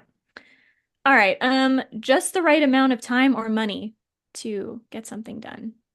Like, Feel I like need just this having a lot thing, of money is such a plot convenience, and I almost the always wealthy hate it. character. Not because I hate wealthy characters or wealthy people, but because when I was editing a lot, it was just this weird thing I kept seeing, like with the really new writers, where like characters would just be like, I have all this money, I'm gonna blow it on whatever makes the plot happen easier. And I Right. was like, this feels so strange Yeah. because the characters didn't particularly seem like characters that grew up with money. It Mhm. wasn't a part of their background in any meaningful way. Like, I I won't go into detail because I don't want to invade their privacy in the story. But for all intents and purposes, there was like time travel and winning a lottery involved. Like that, it was, and with the time travel So relevant convenient. otherwise? No, it was time travel to get the money to make the rest of the plot convenient. Right. So, yeah, I hate it. I'm not a fan. Also, Yeah. just having enough time also it feels overdone. It feels like that's not a bad thing. And you should Hmm. always have some sort of like ticking time bomb because that's what Right. creates, anticipation and raises the stakes. Hmm. But having just enough time, having a ton of money and it makes things a lot easier. Mm. Hmm. There should always Yeah. be a double-edged sword if you're going to do that. Yeah. Well, okay, so for the timeline, I'm thinking about like the cop dramas where like a bomb is about to go off and the bomb squad gets there and they cut the cord like just in time, like zero point 0.2 seconds left, right? Like Mm-hmm. that can work. I get it for the genre, especially. That's fine. Yep. But it does sometimes lose its impact when it's being used too much across a genre. So I feel like people don't Yeah. really get concerned. So again, you could subvert that by having the bomb go off because they didn't get there just in time. Yeah. Um, but otherwise, it's like, that's probably just a genre thing. Um, but yeah, the money one is like, I feel like there needs to be some kind of, uh, like, did you say this double-edged sword where, Yeah. like they have to ask their parents and their parents are now going to have to do, like, they have to sacrifice something to earn Yeah. that money. Or they say Or, no, and so now this person has to mhm, be like, well, am I going to be a thief now? Am I going to yeah, steal from like, my family or whatever. yeah, Yeah. exactly. Yeah. And if it's their own money, maybe it's like if they put it out for that purpose, that's like all they have. So, Yeah. maybe it's millions of dollars. Maybe those are Hmm. the only millions they have. So it's Or it's everything. Tony Stark and they've made their fortune in a very unpalatable way. And so Hmm. they're like, well, I'm going to be hated for what I do with my money no matter what I do with it, you know? And so it Right. like affects their lives and their character in a very real way. Yeah. So I think if you're going to go with the money one, there needs to be some kind of like they have to convince someone to give them money or they have to steal it. So then it's like that extra. It's like a fun detour where Yeah. you had to do like the heist situation now. Yeah. Um, or Love a they, good heist situation. yeah, or the money like comes back on like, this is something I think about. I generally do not I don't think that wealthy people are inherently greedy, but it's Mm-mm. hard to part with money. And I think sometimes in stories, people are like, "Oh, well, they have enough money; they'll just spend it to save this thing." It's like, but they would be hesitant. They would not want to be convinced, even if they really care about it. They would feel that tug of like, "Ah, but it's mine," you know? Yeah, So there's even a just like a moral hesitation. quandary, Yeah. yeah. Yeah, So just that absolutely. instinct of like, I'll just give the money. It's like, yeah, maybe if, it's only $1,000 and you're a billionaire, but Yeah. probably not if you're a millionaire and it costs like half of everything you have. Yeah, absolutely. So, Very yeah. true. All right. The character backstory reveal just before death. I like this one, You but said you like this one? I do. It's so You cheesy, would. but I It's like so it. morbid. Every time they're like, here's my backstory. I'm like, oh man, you're gonna die. And I'm just waiting for it. Oh my gosh. I don't love it. I'm like, just No. die. Don't make me care about you first. Just Yeah, die. fair enough. I do wish it was a little less chronological, if that makes sense, where like Hmm. reveal the backstory and let's say that it's a series and it's a 3-book series. Reveal the backstory in book 1 so that I care Yeah. about them if they're going to die in book 2. Like don't reveal like the chapter before because Yeah. that is a little too much of a signal. The readers are kind of expecting it now. I think it used to work. Now it's, par for the course. Um, but it's also cool to subvert this one because you can like reveal the backstory and then never kill them, kill the Yeah. guy next to them or whatever. Or you could kill them off and then later their backstory comes up. So there's like this retrospective grief, which I really Hmm. like. Yeah. To say like, well, I didn't know that they had a family, or I didn't know Yeah. that they were such a good person that they had saved this person's life, or whatever. Yeah. Um, or you really like the character, and then you get the backstory that like maybe they weren't as good as you thought they were. This is sort of what happens with Very true. Dumbledore in Harry Yeah. Potter, where he's like, Hmm. this big mentor, he's great. And then after he's dead, Harry has to deal with like, well, maybe he wasn't this perfect guy like I thought he was. And that Yeah. adds a lot of, I think, emotional depth to the arc and the characters. So Yeah. don't I do it agree. too, I don't too dislike it in for line. craft reasons. I think that it's Hmm. largely used appropriately, even if it's convenient. I don't have a problem as much of it with for craft reasons. It just makes me sad. But Hmm. so it's more of just like a personal preference. But I think it's closely related, and I do hate this like convenience that characters that become important, you only learn about their background before they become important. So it's sort of like the Yeah. same thing you're talking about, but instead of die, it's like Not basically death. before they do something important to the Right. story or to the overall plot. Like Right. Four Dead Queens, which we also read over at That Pretentious Book Club Hmm. recently. Spoilers for it. There's a character, I think her name's Amberly. I don't remember. It's a pretty name, whatever it is. It's a very pretty name. Um, Basically, this character who ends up being like a villain who has been like fueling so much of this stuff. She's not even mentioned, she's not even hinted at until she becomes until like literally like maybe the chapter before they reveal that Right. she's Like, here's a like villain. this insane villain. Yeah. And that was infuriating because Hmm. there should have at least like been hints and stuff. Like, why would you not tell us that this person even exists before she Right. becomes important? Like, I'm okay with you just dropping hints, like that character in the background, and you don't like Hmm. suspect that they're the serial killer all along, right? And then you're like, Right. oh, I should have noticed they were there all along. Not like Hmm. this person just came in three-quarters of the way through the story. Yeah. Like they literally weren't here before. That just Hmm. feels too convenient, and I hate it. Yeah. I think the good way to do this, did you watch the 100 or the 100, however you're I've supposed to watched say it? some of it, yeah. Okay, so I think it's season two.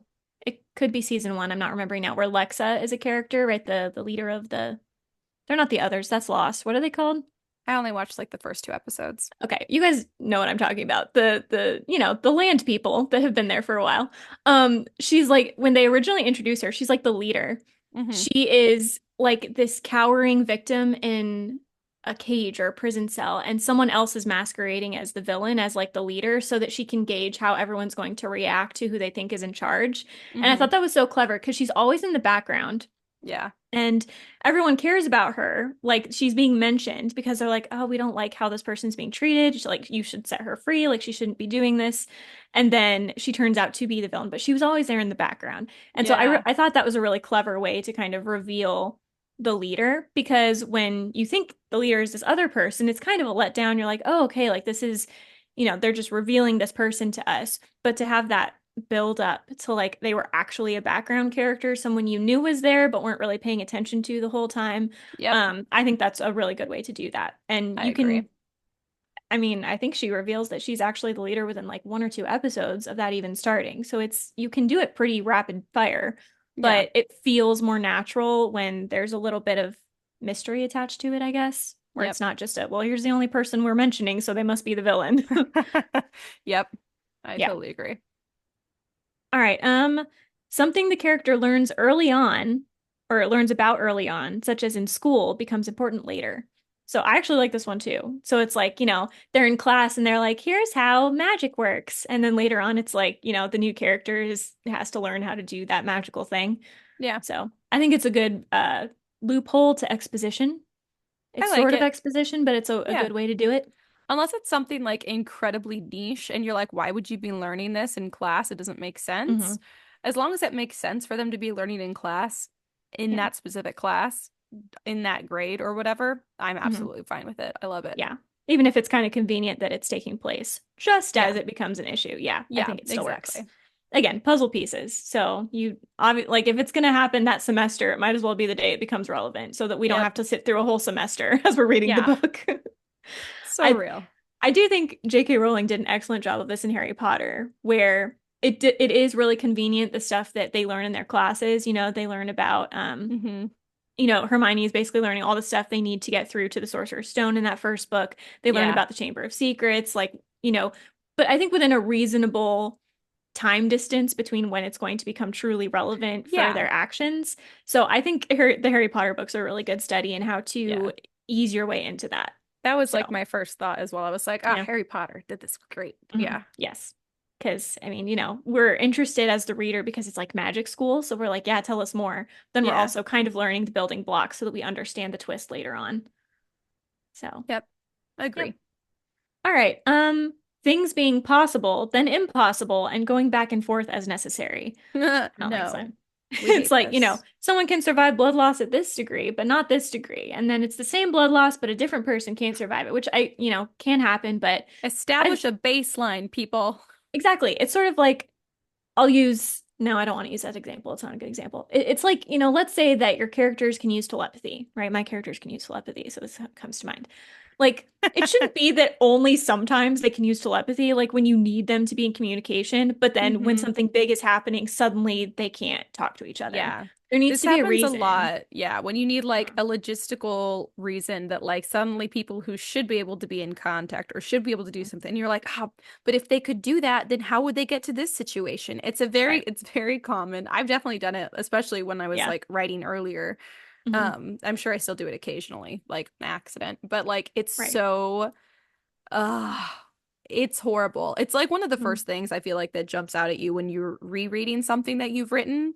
You go, Hmm. ugh, great, there Yep. it Like, is. it's a plot hole Plot or like hole. a plot It's convenience. yeah, and I feel like this is a plot. It's something that you do because it's convenient and it Mhm. does create not even like a plot hole. It's like a logic hole. You're like, I don't Yeah. believe it. I do not believe Mhm. that we would be stuck in this situation because suddenly that thing that we could do isn't working. No. Mhm.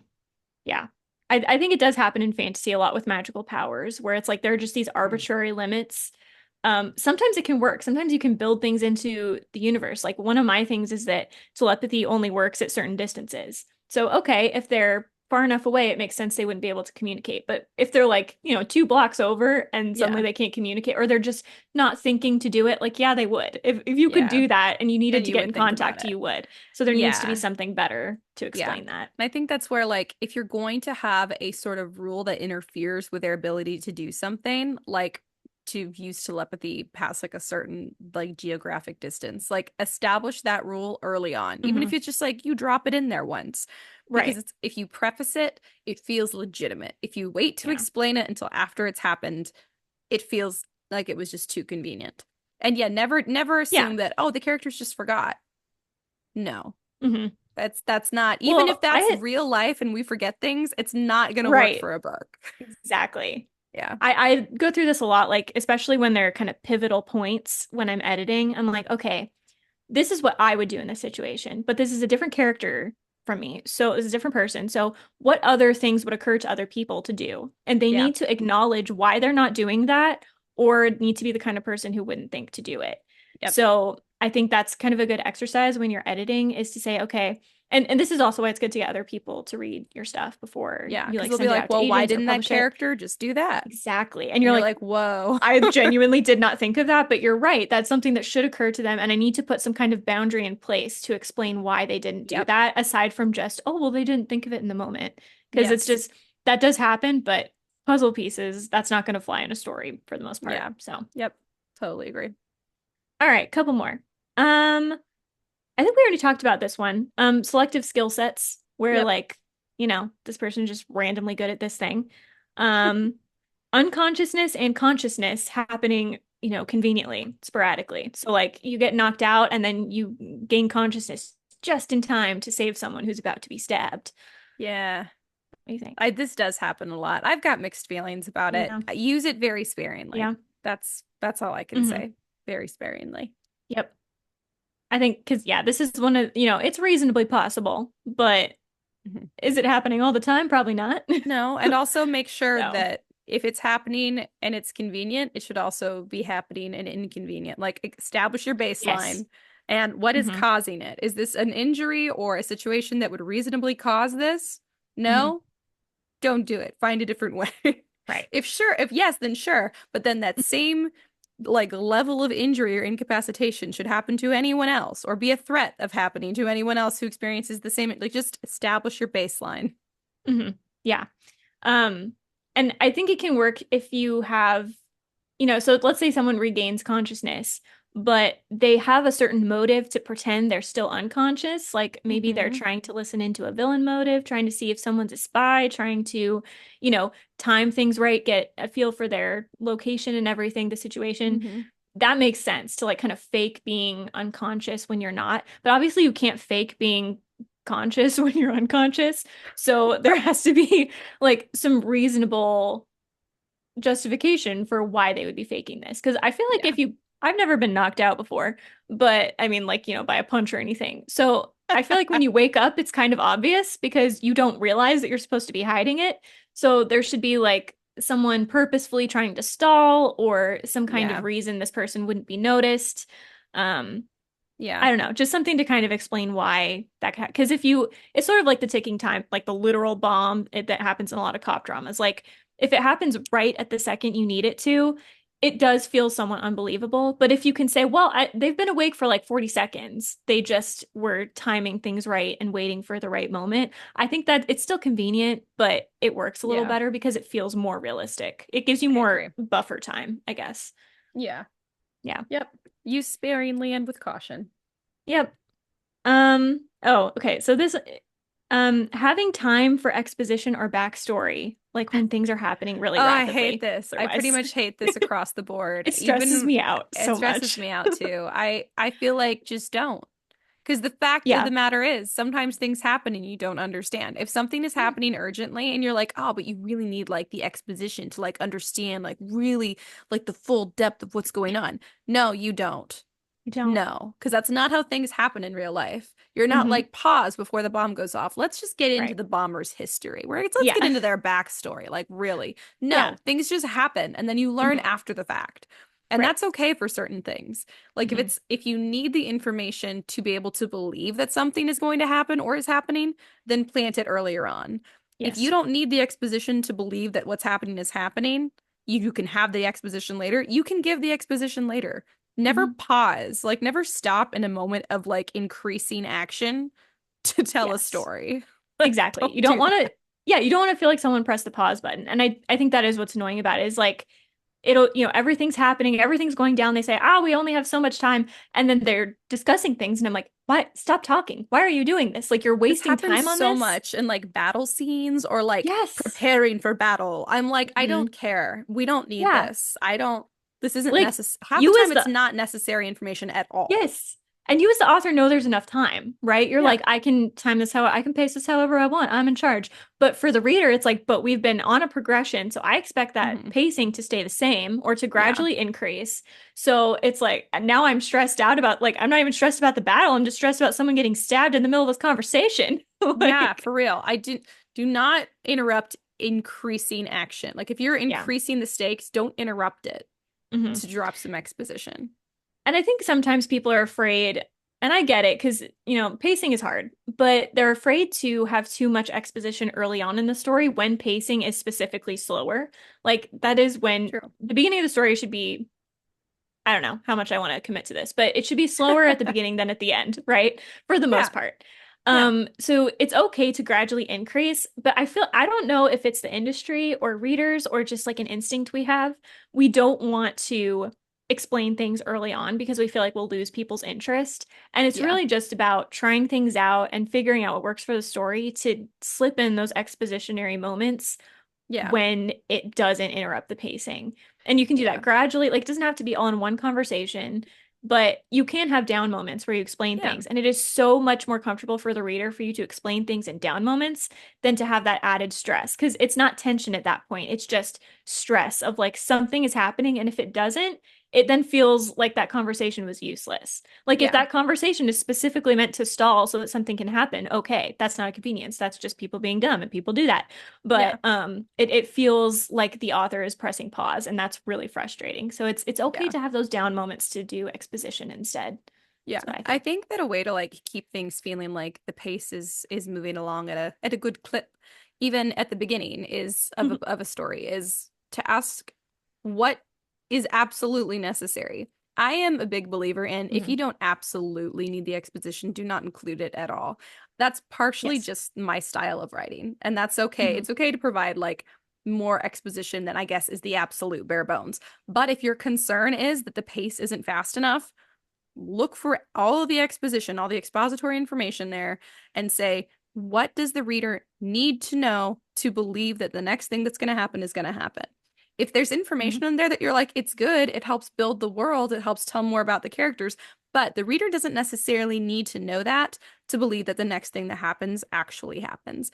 Either Hmm. cut it completely, that's what I would do, or you can move it later That's what on, I would move do. it somewhere else, which is what Exactly. Carissa would do. And of course, how long is the book you just finished writing? Not not short. Somewhere in the 500 range. So 500 pages. So, Yep. Mm-hmm. take Mm-hmm. that as you will. This is not me dissing her for length at all, because No, we we all just know that people who can write amazing things write really long things. we just Very have different different styles in styles. this. Yeah. Ash is Yes. very like everything that's necessary. And I'm like, but wait, the world. But wait, what if people want to know what the world is like? And I'm like, Yeah. they'll figure it out. Yeah. And those are two just different styles of exposition, which is fine, Mhm. unless it's something like we're talking about here, where like something big, important, rising action, we're approaching a climax, or Mhm. we're approaching a really dramatic moment. Do not pause on the way there for a little snack break. Like, no. Yeah, a snack break. Yeah, I think it's about where you place the exposition, not Yeah. necessarily how much you have. Yep. And so you definitely, by the I mean, time look things are at getting to the Tolkien, climax, you don't want my new stuff. namesake, Yeah. who Yes, it's that's right. so funny that we've discussed it before. Like, really should be Our reversed though, opposites. because Lewis is Hmm. much less expository and Tolkien is much more expository. So you're totally right. Hmm. It's not about the amount of exposition, it's about the placement of it. I'm a Hmm. less exposition the better girl, but and you're obviously more exposition Hmm. is not necessarily more exposition the better, but you're a lot more comfortable with more exposition. Hmm.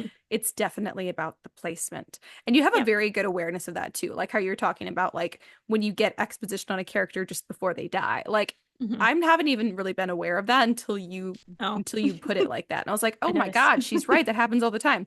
So you have a Yep. very good sense for it. So Well, hopefully thank if you're you. someone who really likes exposition, you either have a very good sense for it or you're developing it. Hmm. And Chris is a very good Yes. example of that. If you're Well, someone like thanks. me, you probably have not paid that much attention to it, and I don't Just cut recommend it. just cut it. I would just recommend cutting it if you don't Take it have a out. really good sense for it, because I don't. Yeah. Yeah, I think you're right where when you said you basically want to know everything that you need to know by the time the climax starts to build up. Hmm. So just everything needs to come before that, maybe after if you want like a falling Yeah. action, something to do there. But Yeah, yeah, you should know you everything can by then. share new information after the climax as long Mhm. as it's not information that would have contributed to the believability of the climax. Yes. Yeah, that's a good rule of thumb. I like that. All right, last one. People knowing things they shouldn't be able to know. I think this Oh, one I is don't more of a like plot this hole, but I one. think sometimes Yeah. it's used as a plot convenience. Like the villain just Yeah. happens to know where the hero is at all times, or the hero knows where the villain is at all times, or something like that. Yeah. I don't like it. I don't like it. It feels, Yeah. I agree. It teeters on that horrible, horrible line between convenient plot device and plot hole. So Yeah. again, my brain is like, just don't do it. Just cut it. Just avoid it completely. Which Get I it out of do think there. is the safest thing. Like, is the safest way to Yeah. go. Not that it's impossible. Maybe like, the private investigator stuck a tracking device on the criminal's car. Like it's Sure. possible. You what? That's not the point. I'm giving a bad example anyways. So Javi's over here like that's not allowed because he works in law enforcement. And I'm like, that's not the We're point. like, that's the point. Because we all We know don't that like cop that. shows are extremely realistic. Of course. They never Yeah. lie. No, they never lie or do things that actual police or private investigators actually can't do at all. But regardless, like even if like you can explain how someone's capable of that, I still don't like it. It still feels too Mhm. convenient. So Yeah. Just place a spy in their midst. That's my favorite workaround. that Everyone is just works. possibly a traitor. Unless it's someone who like it's a character and it is core to their identity that they always know where everybody is at all times. That could be kind of Sure. like A a funny magical side ability. character. Like you're like, oh, Uh-huh. you're looking for Tiffany? Go ask Jessica. She knows where everybody is at all times. Like she's just like a Yes. busybody. Or like that like really scary like 40 something year old mom who's like, I track my children on their apps all the time everywhere they go. Like I have all of my friends and Yeah. my husband is on here and I know exactly where they are at all times. Like and even Right. then, it would be what would be funnier would be if you created a sort of miscommunication out of that character trait where Yeah. it ends up basically causing more problems. Or like she goes somewhere to Hmm. confront her kid and the kidnappers get her too. Like it creates more problems than Ah, not. I right. so if you're gonna do something that convenient, it's sort of like please let there be a double-edged sword because it feels too convenient. Hmm. Yeah, I agree. Yeah, there needs to be. And sometimes it's just because you as the author know where they are, or you Yeah. know this piece of information. So you're like, everyone knows this. And you forget that you haven't actually given the readers Yeah. that information. So, I mean, Yeah. that's fine. First draft, you can go back and add it, but it Yeah. needs to be something that the characters could know, not that you know. And it's And not really that easy to readers do know. this like Sometimes, without when you switch back realizing and it. forth between point of views, you Hmm. can accidentally have a character knowing something that another character knows. Yeah. So you need to have a conversation or give them enough time in a space together where they could have been talking about it. Yeah. Otherwise, it's like that's just a mistake. And so you don't want Just a that to make it mistake. into the final version. Yeah, and I think it happens a lot where it's just not really mentioned. Like, and I definitely do this one a lot where I'm like, oh, the final battle's happening. And so I get the heroes or whatever to the villains for like the final confrontation. But Mhm. then reading back through it, I'm like, wait, how'd they know to get there? How did they Yeah, get there? Like, we're just right. there suddenly? That doesn't make any sense. Like, there's a whole, how did you know? I don't believe that Yeah. they just knew. So it can happen, like, because your main concern is getting to those actual scenes and writing those scenes that people are going to like Mhm. love so much and care about. Like, oh, look, I have another arm. It's my I husband know. petting the cat. The cat. As he does. Yep, as he does.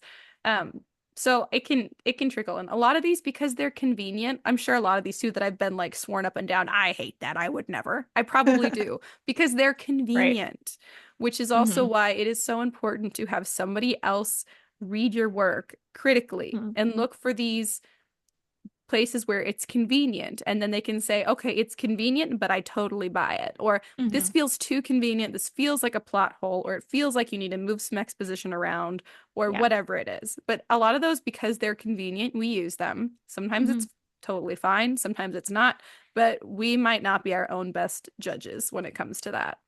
Yeah, I agree. That's a really good ending point. Those are all the ones I had. So, Thank you. Thank you. ta-da.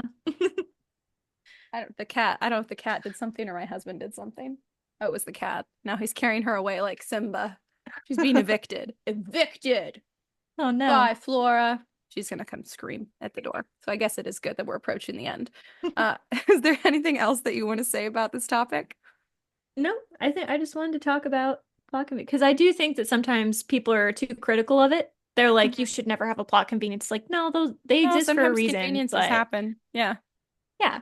but don't overdo them. So that's about it. Nice. I like it. Well, do you have any writing updates that you want to share? I do. I finished that monster of a book I was working on. The And actually, now 500 that pages.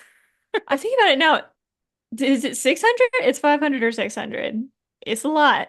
Um, it'll take some editing, but I don't know. I feel like because I'm writing all of these books in the same like world building, right? I Hmm. feel like they get longer and longer, and some of them are short. Like some of them are within reasonable bounds.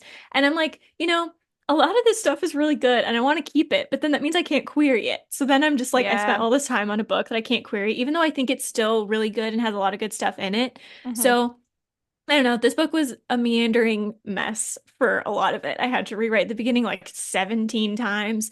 There Yeah. was so much character development I had to do. And I do think that where it is now, as I was writing the final like 50 pages, 75, it all really started to come together. And I was like, oh, yes, this is what I've been getting at. I just don't know if I laid the groundwork well enough for it because that was Hmm. definitely the end point I was trying to get to. You know how you kind of like realize things as you're writing it? You like Yeah. write the line and you're like, yes, that's what this was about. And I couldn't really Yes. put it into words until just now. Like I had that moment and it was so beautiful and I loved it. And it restored my faith that this book is a good book and will one day be published and I love loved by those many. moments. Yeah. Yeah. It was like a restoring my faith in my ability to be a decent writer kind of moment. So Yeah, it was really great. exactly. And so that was good. I do suspect it will need some editing. I'm not sure where the editing is necessary though, so I'm putting it to the side. I have not looked at it since I finished, which I think was about uh today's the 24th. I think it was right at the end of September, so almost a month.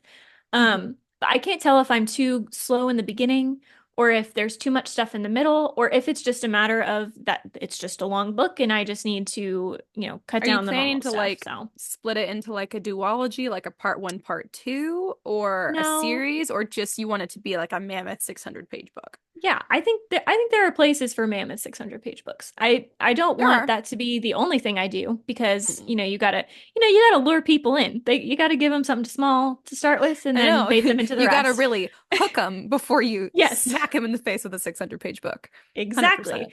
Yeah. Samantha Shannon did that. I haven't read Priory of the Orange Tree, but it's massive, and she did not start with that one. So, Well, Cassandra Clare, um, right? I mean, yeah, didn't she do this? Yeah. hmm So they're all definitely long now. possible. Probably not Um, queryable right hmm now, but still exactly. totally valuable and valid. Yes. So it's just not one I can query, at least not yet. I'll take a look at it in a couple months and see if maybe it's just a mess and a lot of it can go, and I'll, take the Ash uh philosophy and just cut everything that needs to go. Well, even if you Um, cut it, it doesn't mean that you'll never put it back in and it doesn't true, mean that you won't use it for something else or for bonus content or for whatever. true. Like I don't, but when I say cut, I hope everyone knows I mean Yeah. copy Save in and another paste file. into a different document.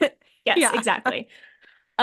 So yeah, I'm really pleased with it for now. Like again, I haven't looked at it. It might be terrible. I went down a little bit of a rabbit hole, is that what we would call this? Where I reread a bunch of my other books because I just needed like a palate cleanser, and I totally get apparently it. my own stuff is that.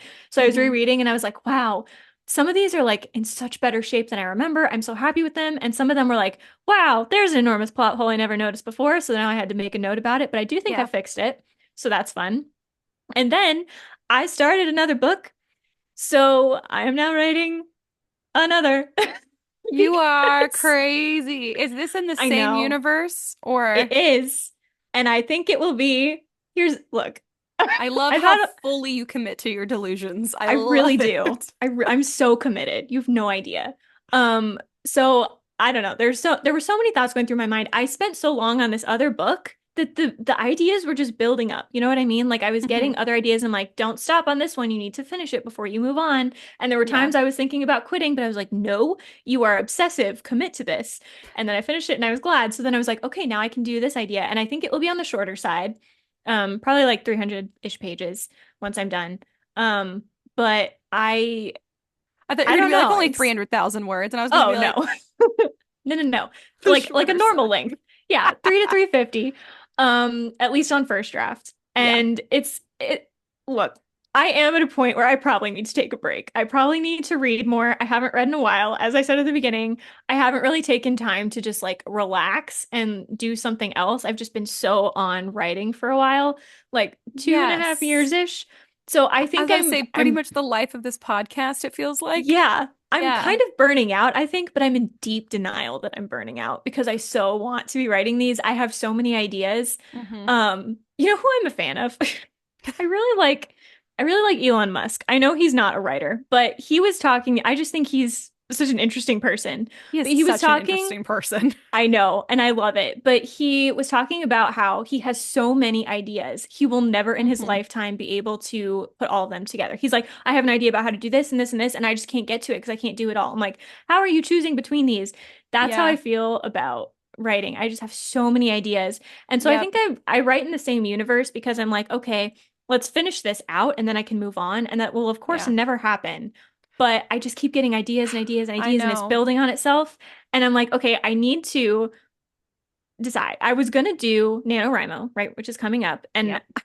my plan was actively at the beginning of October to write this book in a month and then write a different one in November. And I just don't think that's gonna happen. I need to either Yeah. take a break and come back or just not do Nano, and that's Maybe fine. your nano But is just a personal commitment to rest for a month. to I feel not like that write, would be harder for you than it to write would. for a month. I think that It would be actually maybe crazy. that is what you should do. Maybe that is what I will do. We'll think about it. But I think I'm also just in a place where I need to query again because Hmm. I have not queried since I started my job. So it's been just over a year since I've queried Yeah. anything. And the problem is I want to do it as a career. So I'm like, I need to actually I get know. an agent and get it out there. So I'm Hmm. like, I just need to switch gears and I need to flip that switch. And it's not flipping and I need to flip it. So Yeah. Oh God, I get that's where that we so are. much. I And feel and all of that.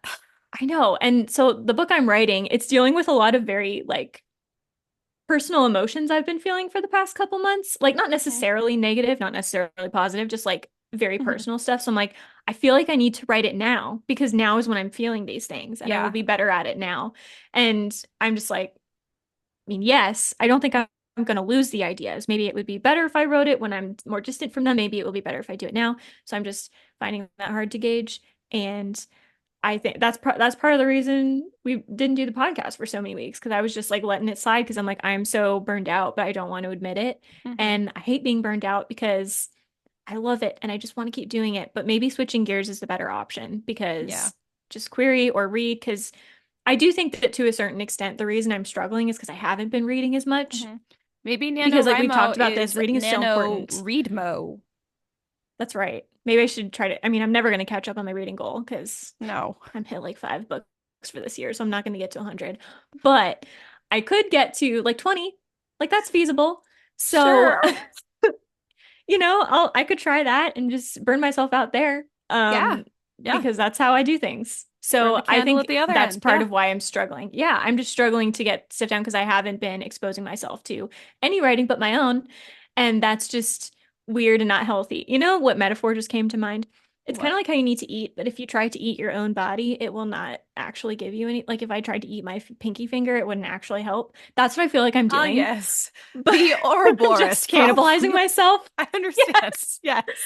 I'm just like cannibalizing myself at this point. I'm like, I need outside influence to help this writing problem. What an odd way to put it.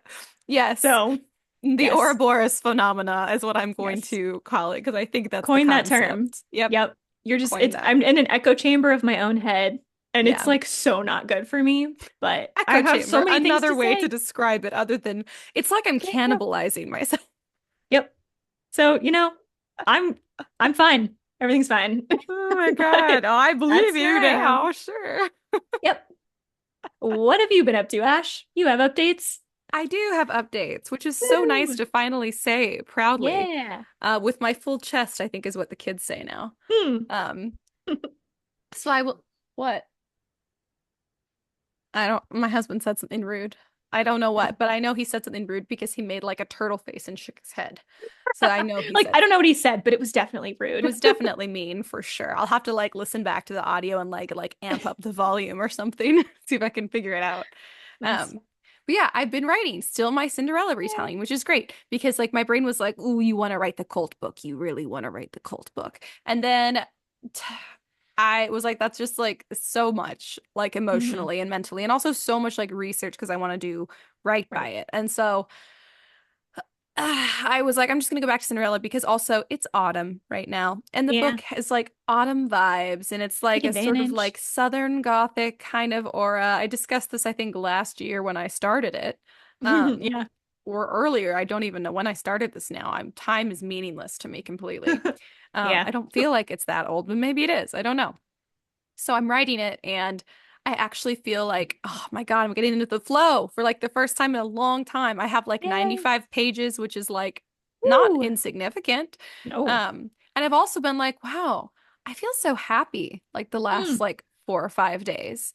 Like Yeah. my anxiety levels are so much lower, except for like they're not. What it is like when I'm writing, the only thing that exists is the story and that world. And so none of like my like life like thinking The about real like what I have to do responsibilities today. and Yeah, stress. like Yeah. exactly. That's just like the normal stressors of daily life. They don't exist. So then they all come crashing in on me when I stop Yeah. writing. And I think that it's fine, but then all of a sudden the last few days I've just been like literally like doing nothing. Like I'm sitting down in bed to go to bed and all of a sudden my heart is like bam bam bam bam bam bam, bam, you're dying. And I'm Oh like, no. what is everything is totally fine. I've been having a Yeah. good few days here writing, feeling so good about it.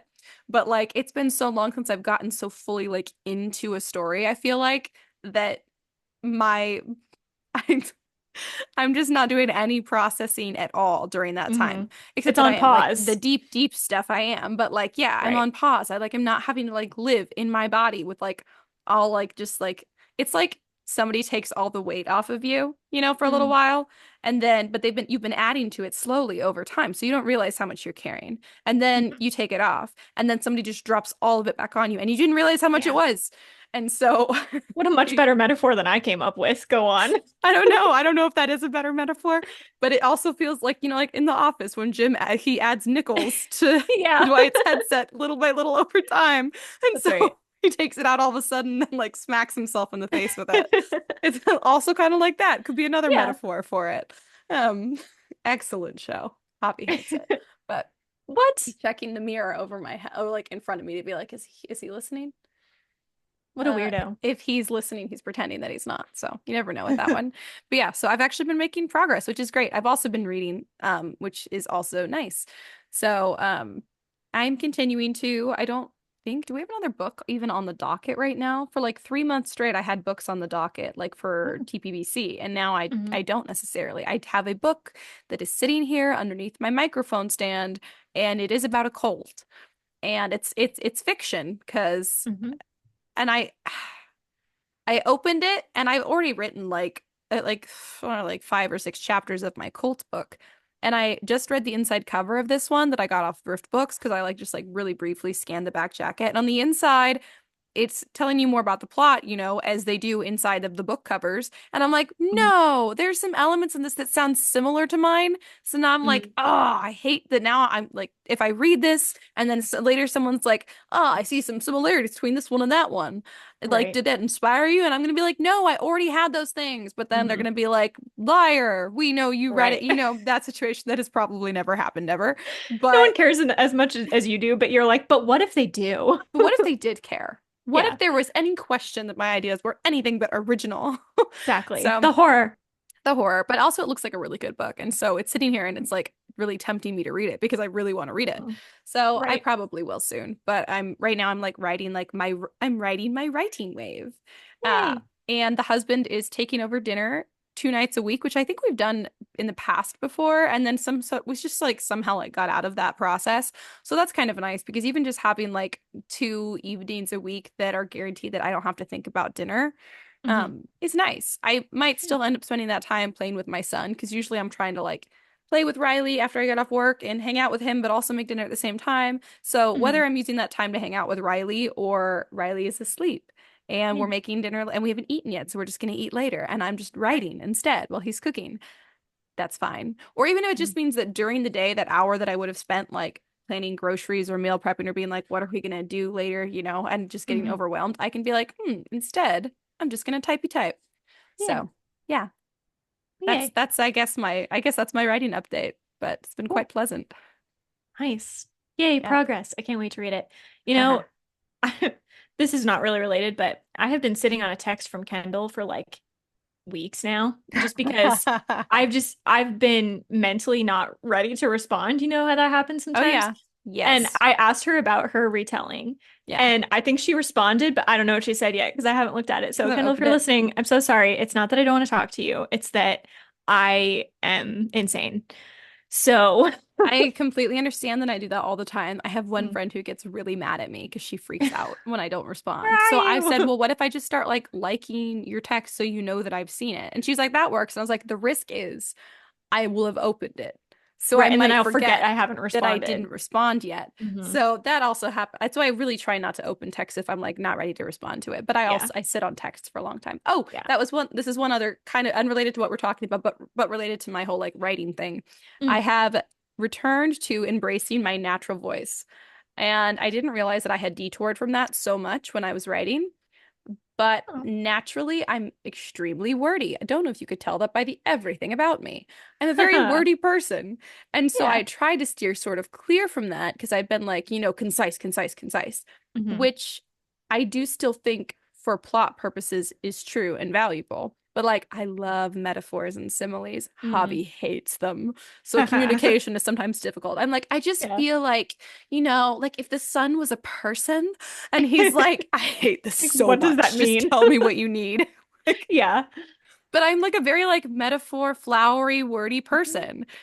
All right. Which feels like it doesn't match up with all of the other things about me, but it's true. And so I Yeah. sort of like steered clear from that because I was like, I feel like it's just not best practice. But then I think what I had done was like sort of overcorrected and I was like really stifling like my natural voice because Yeah. just because I'm using like a wordier way to describe a building doesn't mean that describing the building itself is like unnecessary, if that makes sense. Yes. So Yeah. like I'm trying to find the balance. And the other caveat, the other reason I was like, ooh, I guess I had was sort of I wasn't like consciously doing it, but now looking back, I can see that I was suppressing the way that I naturally write because it's the words that I choose, not just the flowery ones. I think I might sound extremely pretentious. I use words like I'm looking back and I'm like, Cool. these are not like third grade acceptable words or whatever it is Yeah. they say should be like your standard for like business documents or whatever. Like I'll like Hmm. read a long ass sentence and I'll be like, that's a long ass sentence. It'll look like something Jane Austen wrote, not like quality Yeah. wise, because I'm not trying to compare myself to Jane Austen, but it'll look Well, like yeah. elevated sort of like, it'll look like literature style It's language. literary. It's Yeah. literary. That's the word. It's literary. That's Yeah. the literal Yeah. exact word for it. So it's literally the exact word. I Thank got you. you. Yeah. So it looks more literary. I didn't realize my narrative Hmm. style is more literary. But I think that it Yeah. is. And I was sort of trying to like suppress that or change that. And so I'm just embracing it the way it is now. And it is so satisfying. I don't know if it's going to make Mm. it harder for people to connect with or not. And I think that was probably part of my concern why I Well, was suppressing it. Like, it's not as marketable if yeah. it's more literary. But the story is not. The I story was and the gonna say, concept is not a literary concept. exactly. And I think with fairy tale retellings, like a little wordier and a little more metaphorical and like flowery can work because it is Yeah. sort of like dreamlike Yeah. and, you know, just And a little also, like, more fantastical. my voice is my voice, also. Like, there's really not suppressing it, just makes it feel shallower. It makes it It's like less you enjoyable sound for me. stifled. Yeah, it Yeah. sounds stifled. And I think that that's the difference with some of the work that I've done recently is it feels stifled and it sounds stifled. And even if it means that hypothetically my my voice isn't as marketable, the concept still is. So I think it really Mhm. has to do, I mean, I don't know. I can't worry too much about what literary agents are going to say about my voice. The concept, Mhm. like of this, the way that I'm doing this fairy tale retelling is extremely marketable. It's Mhm. extremely like pop culture marketable. Right. If the way that I write the story is more literary, I'm kind of like, shouldn't that be okay? Yeah. Like That's just I also, subjective. it's subjective, and also I'm Yeah. like, I think that maybe we're just underestimating everybody because I'm not like a particularly smart person. It's not like Yes. I'm like so smart and that's why I talk like that. Like Mhm. why are we assuming all That people around won't that connect. yeah, that people won't connect with it because the language is, not for third graders. I So, have this general theory about young adult fiction. I think adults sometimes treat teenagers like they're stupider than they are. yeah. And I know I know every teenager out there is like, yeah, we know. We deal with this No, every day. obviously. But I think teenagers are capable of handling more than adults think they are in terms of Yeah. like how willing they are to intellectually dive into something. I Yep. think they want that. I mean, their brains Yeah. are still forming. They want that intellectual thought. They want, quandaries and, things they have to think about. Like I did, and I can't imagine I was that weird of a kid. Like I know I just gave a Yeah. cannibalism metaphor, but I don't think I was that weird of a kid. Well, that's I not don't even think the that was things that make strange. you weird. Yeah. Yeah. Yeah, So I I think totally teenagers agree. are underestimated.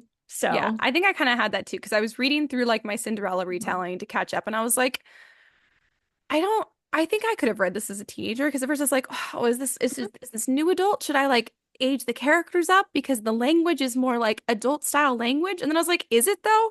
I don't think it is. I Right. think I could have read this as a teenager. Like I Well, wasn't stupid. And also yeah. context. Like readers read, it's what they Yeah. do. They know So, more or yeah. they're more used to it, I guess. And there's that whole, Yeah. I'm not going to remember the exact number, but it's like children in Shakespeare's day had a larger vocabulary than most adults in modern America. So That's it's like unfortunate. I know, kids have been in positions where they know a lot of words. It's Yeah. just that we don't teach them anymore because we don't think it's important, but it is. Yeah. And it's Or just, because we ugh, it's underestimate frustrating. them and we're like, oh, we Yeah. have to explain the context for them to understand this word. And I'm like, Hmm. what about context clues, which is just a part of human Yeah. communication? Like, I don't have to dumb this Or the down for my dictionary, which they are readers. capable of using. Yes, Exactly. exactly. So, So, anyways, all the just feeling things. liberated, embracing my natural I'm free. tone and not being Yeah. confined to any specific box that I put myself. It's not like anyone was like, Ash, write like this. I was like, Right. this is the way I need to. And now I'm like, wait, there's no like Yeah. specific way. All of the things and the rules that we discuss, I still stand by. And of course, like know what Hmm. the rules are before you break them. But this isn't about rules or anything. This is about, I Yeah, told this is myself if style. I don't write a certain way, it's not going to be appealing or it's going to be hard to connect to. And that's just not true. So, Right. Yeah, you get sometimes so focused on marketability that you forget, you know, I sometimes marketability is just being different from other things out there. So yeah. sometimes it's good to not seem as marketable right off the bat. Exactly. So I don't know, I And haven't the one studied it, thing but that, not the one thing, but for sure, the one thing that I can guarantee no other Cinderella retelling has in common with mine is that it doesn't have my voice. So if I'm yeah, not using my exactly. voice, then I'm taking away the one thing I can guarantee is different. So Yeah, why have I been exactly. doing that? And I wasn't doing it Good point. consciously, but I definitely after this Right. long dry spell coming back and like reading it and writing and Yeah. just being like, no holds barred. Whatever I want to write, I'm going to write however I want with as many words as I want. And yes, I'm going to go back and cut some because it is too wordy. There is such thing as that. Right. But still, giving myself the freedom to do that, I go back and I'm like, Mhm. this is good. I'm okay with this. This is Yeah, why was I exactly. not doing this? So, Yeah, especially yeah, if you are doing a Cinderella retelling where there are so many versions out there, what's going to set it apart? Like you're right, the one thing the others don't have is your is voice. my So voice the that's the way that one thing you I should not right. stifle. Exactly. And I Yeah. didn't realize I was. But you know, I guess maybe it's something that we all just need to like check in with ourselves about regularly. If we're writing and we're hoping to make like a career out of it, like Mhm. gotta like go touch grass. Remember, like it's hard because you can't just make yourself like remember, oh, how did I write? How do I write naturally? But like, I don't know. Keep the joy alive, which we talk Yeah. about a lot, but it's easier said than done. Yep. Yeah. Anyways. I have on a related topic, I have this fantasy that you and Kendall and I will all get published at the same time with our retellings, which would be so cool. How freaking We've got awesome would that be? It'd be amazing. We've got a fairy tale in Cinderella. We have Shakespeare in Midsummer Night's Dream, and then we have classics in Ah, Lord of the it's Flies. That would so be the coolest good. thing. We That could would be be each so other's like cool. blurbs. Yes. I mean, we wouldn't be That famous yet, but that would be cool too. would be so We freaking could cool. advertise. Oh It would my be amazing. gosh. We can go to We just have events. a built-in marketing event. We literally, I'm literally, my brain is Publishers, like hear me. marketing things. Yeah. Yeah. So cool. Oh, I Oh, it would be totally amazing. agree. That's awesome. You guys are the one who So, inspired me to do a retelling anyways. So thank you guys for that. oh, thank you. Um, is there anything else that you want to share with the listeners? Nope, that's it. All right. Sweet. Well, thank you guys for staying for this whole episode and for waiting patiently for us to reappear. They're like, we didn't even notice you were gone. We're going to pretend that you noticed and you really missed us. And we're so glad that you guys were here to welcome us back. And we want to hear about what you guys are writing as well. So please let us know what you thought about what we discussed in this episode. Do you just abhorrently disagree? Is what we said, and is it anathema? Anathema. Anathema? Good Is job, it? Ash. Bringing Thank it full you. I'm circle, just like the trying to. outsiders. That's right. Keep going. If anything we said was anathema to you, we would love to know what it was we said that was anathema to you so that we can no longer say things that are so anathema to you. They're Woo! like, Ash saying anathema is Anathema now is anathema anathema to to me. us. This is now a pet peeve. New pet peeve. Yep. Anyways, but legitimately, we would love to also hear if you can think of any other sort of like devices of convenience that we didn't talk about that you guys can think of. Would love to talk about episode stuff. You guys can message us on Instagram or TikTok, or you can email us. We are the Scripturient Society on social media, or if you email us, it's contact@storysirenstudio.com. That contact information, social media, and even all of our cool merch that's for sale, and the new little writing prompts book, which you can get on Amazon. All of it is linked to from our website. So if you're like, Ash says way too much stuff, I'm not going to remember it all, just go to our website. The link is in the description below. And also, please don't forget to join our writers group. If you're a writer, if your friends are writers, join our group on Discord. The link is also below. We actually have more people joining. And so we've been talking about stuff we've been working on. If you think that I say too many words, you can let me know. I will just do it anyways because I'm embracing that about myself. But I would still love to But hear then from she'll you know. guys. I'll know. And I was going to say first and foremost, this is so not, I promise I'm not going back That's to the whatever beginning. the opposite Whatever the of first and opposite is of foremost. that. And finally, if you guys liked this There we go. episode and or you generally like the podcast, please don't forget to share it with your friends because that's how we grow. Leave a review. That's always nice too. And I think that's everything we've got. So until we come back again, keep writing. And we'll see you on the next page.